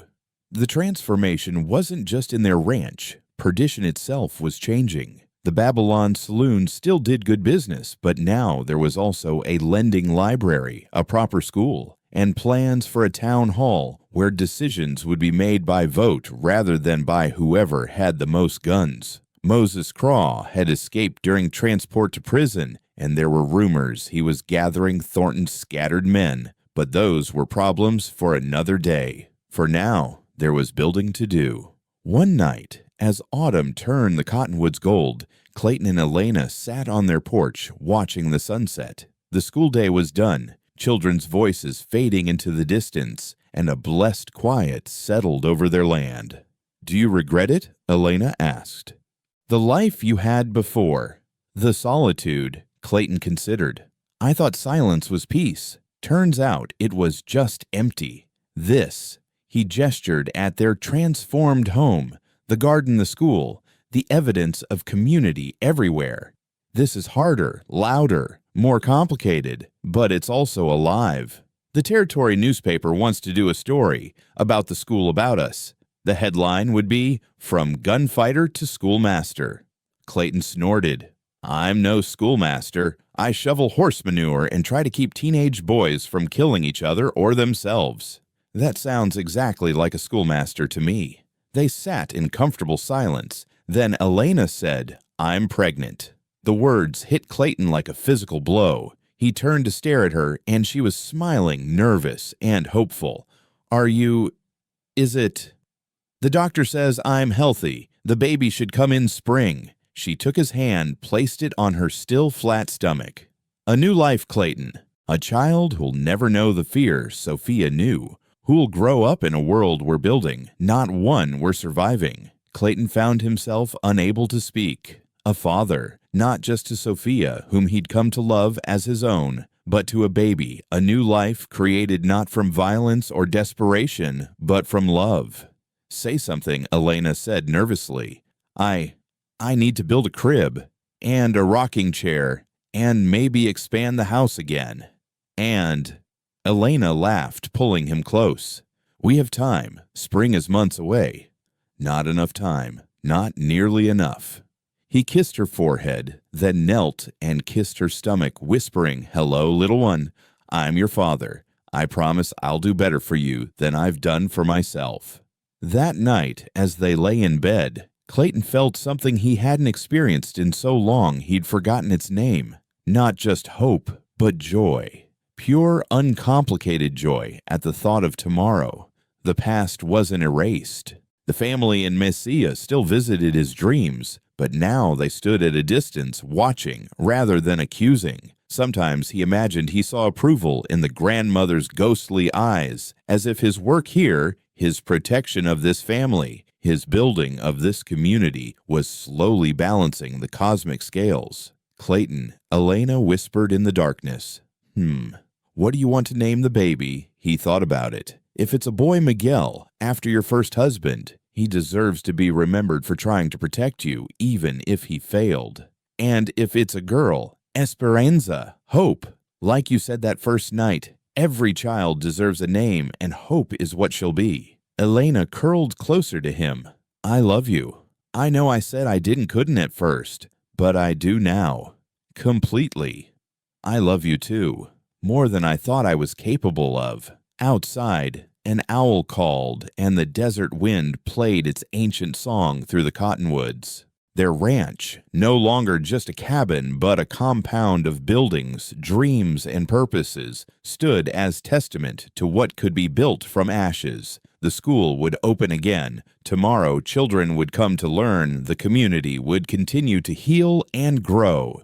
The gunfighter was not dead, could never fully die. Clayton still wore his pistol, still practiced at dawn, still watched the horizon for trouble. But he was transformed, no longer defined by violence, but by what he protected, what he built, what he loved. The territory was still hard, still dangerous. Moses Craw was still out there, and there would be other threats. But now, Clayton Hayes was not a lone man standing against the darkness. He was part of something larger, a family, a community, a future being written one day at a time. And in the spring, new life would come born into a world made better by sacrifice, courage, and the radical act of choosing love over fear. The desert would bloom, as it always did, after the rains, and the Hayes Ranch would continue its transformation from a place of hiding to a beacon of hope. Redemption, Clayton had learned, wasn't a destination. It was a journey measured not in miles, but in moments. Each kindness, each lesson taught each child protected each day of choosing to build rather than destroy. And he would walk that road for the rest of his days no longer alone, but surrounded by the family he'd never expected and the community he'd helped to save. Spring came to the desert like a miracle that year, with more rain than anyone could remember. The usually brown landscape exploded in color. Purple lupines, golden poppies, pink fairy dusters, creating a carpet of life where before there had been only survival. It was April 15th, 1883, exactly 1 year, since Clayton had found Elena bleeding in the wash, and the Hayes Ranch was preparing for 2 celebrations. The first was the wedding, a real wedding this time with flowers and music and half the territory in attendance. The second, known only to a few, was the impending birth of their child. Elena was enormous, radiant, moving through the preparations with the deliberate grace of a woman carrying precious cargo. "You should be resting," Clayton said for the 100th time, watching her direct the placement of tables in their yard. "I'll rest when I'm dead," Elena replied, then softened it with a smile. "The baby will come when it comes. Today is about something else." The something else was remarkable. What had begun as a simple renewal of vows had transformed into a community celebration. Every family was bringing food. The Chinese workers had constructed a beautiful arbor woven with desert willows. The Mexican families had created paper flowers in every color imaginable. Even the Apache, who rarely came to town, had sent gifts: a cradle board for the coming baby, and a wedding blanket that must have taken months to weave. Sophia, now 8 and several inches taller, was directing the younger children in hanging decorations. She moved with authority, translating between languages, solving disputes with a fairness that reminded Clayton of Elena.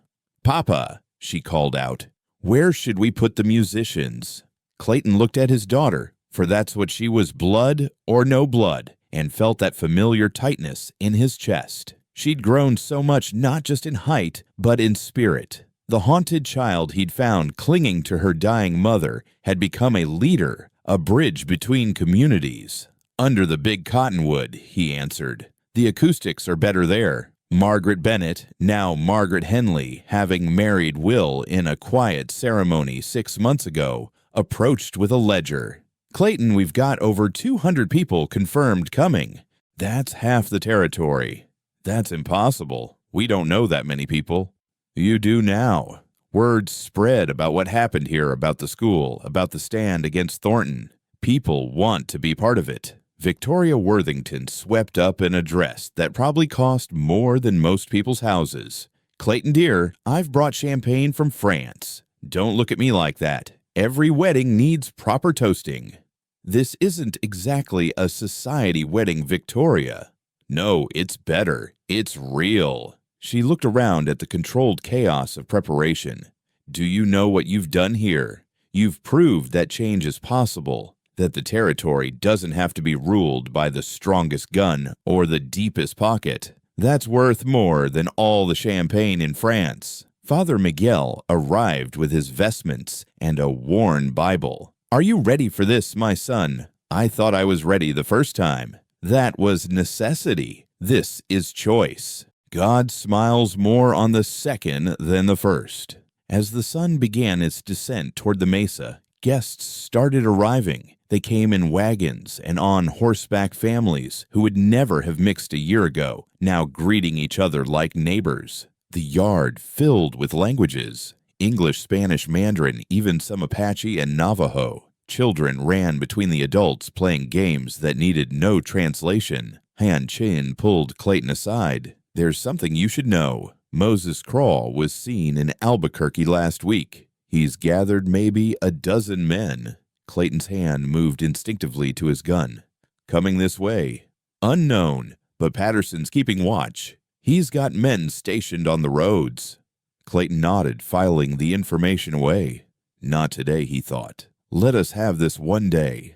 As sunset approached, everyone gathered. Elena emerged from the house in a dress of cream and gold that Mei Lee and the other women had spent weeks creating. Her belly was round and proud beneath the fabric, and she'd never looked more beautiful. Sophia walked beside her, wearing a matching smaller dress carrying wildflowers. Clayton stood at the arbor in his best suit, actually new, not just his cleanest old clothes. Will stood beside him as best man, nervously adjusting his string tie. The crowd fell silent as Elena approached, and Clayton felt that same tightness in his chest he'd felt a year ago, but different now. Then it had been desperation and duty. Now it was love pure and simple. Father Miguel began the ceremony, his voice carrying across the gathering. We come together today, not to create a union, but to celebrate one that has been forged in fire, tested by violence, and strengthened by love. As they exchanged vows, real vows this time, words they'd written themselves, Clayton was aware of the crowd, but focused only on Elena. "A year ago, I was a dead man, walking," he said, his voice rough with emotion. "I had isolated myself so completely that I'd forgotten what it meant to be human. You brought me back. You, Sophia, this community, you all brought me back. I promise to spend whatever days God grants me earning the faith you've placed in me." Elena's eyes shimmered with tears. "You gave us sanctuary when the world wanted to destroy us. You stood between us and evil, not because you had to, but because it was right. You taught me that love isn't just about feeling safe, but about having someone worth being brave for. I promise to stand beside you, to build with you, to create a world where our children never know the fear we knew." As Father Miguel pronounced them husband and wife, again, but meaningfully now, the crowd erupted in celebration. Music started, a mixture of Mexican guitars, a Chinese erhu, and a frontier fiddle, creating something entirely new. Tables groaned under the weight of food from a dozen traditions. Children danced with adults, cultural boundaries dissolved in joy. Clayton was watching Elena dance with Sophia when she suddenly stopped, her face changing. "Elena, I think the baby." The celebration paused as Elena gripped Clayton's arm, her face tight with pain. The women immediately took charge, ushering Elena inside, while the men stood around uncertainly. Clayton tried to follow, but Mei Lee stopped him. "This is women's work now. You wait." And so he waited, pacing the porch, while inside his wife labored to bring new life into the world. The party continued subdued, but present the community, understanding that birth and celebration were not separate, but part of the same continuity. Hours passed. The moon rose full and bright. Sophia sat beside Clayton on the porch steps, leaning against him. "Are you scared, Papa?" "Terrified. Mama says being scared for the right reasons is just another kind of love." Before Clayton could respond, a cry pierced the night, not of pain, but of life, new and insistent. Margaret appeared at the door, grinning. "It's a girl, healthy and loud and perfect." Clayton rushed inside to find Elena propped up in bed, exhausted, but radiant, holding a tiny bundle. The baby was red-faced and wrinkled and absolutely beautiful. "Esperanza," Elena whispered. "Hope." Clayton took his daughter, his second daughter, in his arms, and she opened her eyes. They were unfocused, as all newborn eyes are, but he swore she looked right at him, right through him, seeing not his past, but his future. "Hello, little one," he whispered. "Welcome to the world we're building for you." The community celebrated until dawn, toasting the new baby, the renewed marriage, the future they were all creating together. As the sun rose, painting the desert in gold and rose, Clayton stood on his porch, looking out at his land, their land. The school building stood proud in the morning light. The garden was green with spring growth. The expanded house rang with the sounds of family. Elena singing softly to Esperanza Sophia, reading aloud from a book, The Everyday Miracle of Domestic Life. James Patterson rode up dusty from the road. "Craw's gang broke up," he reported. "Seems they heard about the celebration, about how many people would be here. Decided it wasn't worth it. Last report has Craw heading for Mexico, running from federal warrants." Clayton nodded, feeling the last weight of immediate threat lifting. There would be other challenges, other troubles, but not today. Maybe not for a long while. "Stay for breakfast," Clayton offered. "Don't mind if I do." As they walked inside, Clayton paused, looking back at the desert. The morning light illuminated the whole valley, showing the town of Perdition. In the distance, the roads connecting ranch to ranch, the threads of community that had been woven over the past year. This was what redemption looked like, he realized. Not a single moment of forgiveness, but 1,000 small acts of building. Not isolation and penance, but connection and growth. The ghosts of Messiah would always be with him, but they stood now as reminders rather than accusers, witnesses to his transformation from destroyer to protector, from loner to family man, from gunfighter to teacher and father. Inside, Elena was nursing Esperanza, while Sophia helped set the table. The house smelled of coffee and fresh bread, of home and possibility. Through the window, Clayton could see children already arriving for school, their voices carrying on the morning air. "Clayton," Elena called. "Food's ready." He went inside to join his family, his wife, his daughters, his friend, his community. The gunfighter was still there, would always be there, ready if needed, but he was wrapped now in layers of love and purpose, transformed from weapon to guardian. The desert bloomed around them, proof that even the harshest ground could bring forth life if given water and care. The Hayes Ranch stood as testament to that truth, that broken people could heal, that communities could unite across differences, that love could grow from the rockiest soil. As Clayton held his newborn daughter, while his older daughter read to them, and his wife prepared breakfast, he thought about the long journey from that night in the wash to this morning of promise. Every step had been necessary. The pain, the fear, the courage, the choice to stand rather than run, to build rather than hide. The West was still wild, still dangerous. But here, in this corner of the New Mexico territory, something new was growing. A place where Mexican and Anglo and Chinese and Apache children learned together, where a gunfighter could become a teacher, where a beaten woman could become a community leader, where an orphan could find a father and a home. This was the true taming of the West, not through violence or dominance, but through the patient work of building something worth protecting. Through choosing love over fear, community over isolation, hope over despair. Clayton Hayes had come to the desert to die slowly alone with his guilt. Instead, he'd learned to live surrounded by family and purpose. The angel of death had become an angel of life, midwifing not just his own redemption, but the transformation of an entire community. As the sun climbed higher and the day began in earnest, with all its ordinary miracles and small victories, Clayton knew that this was enough.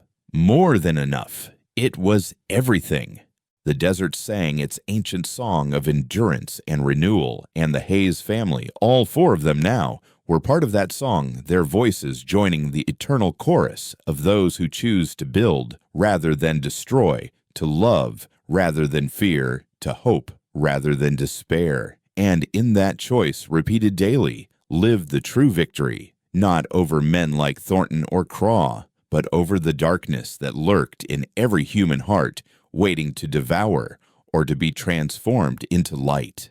The story would continue, as all true stories do, beyond this ending, into new challenges and victories. But this moment, this morning of new life and renewed love of community and possibility, this was the moment that would define all that came after. Hope had been born literally and figuratively in the desert. And, like all desert blooms, it would be hardy, resilient, and impossibly beautiful.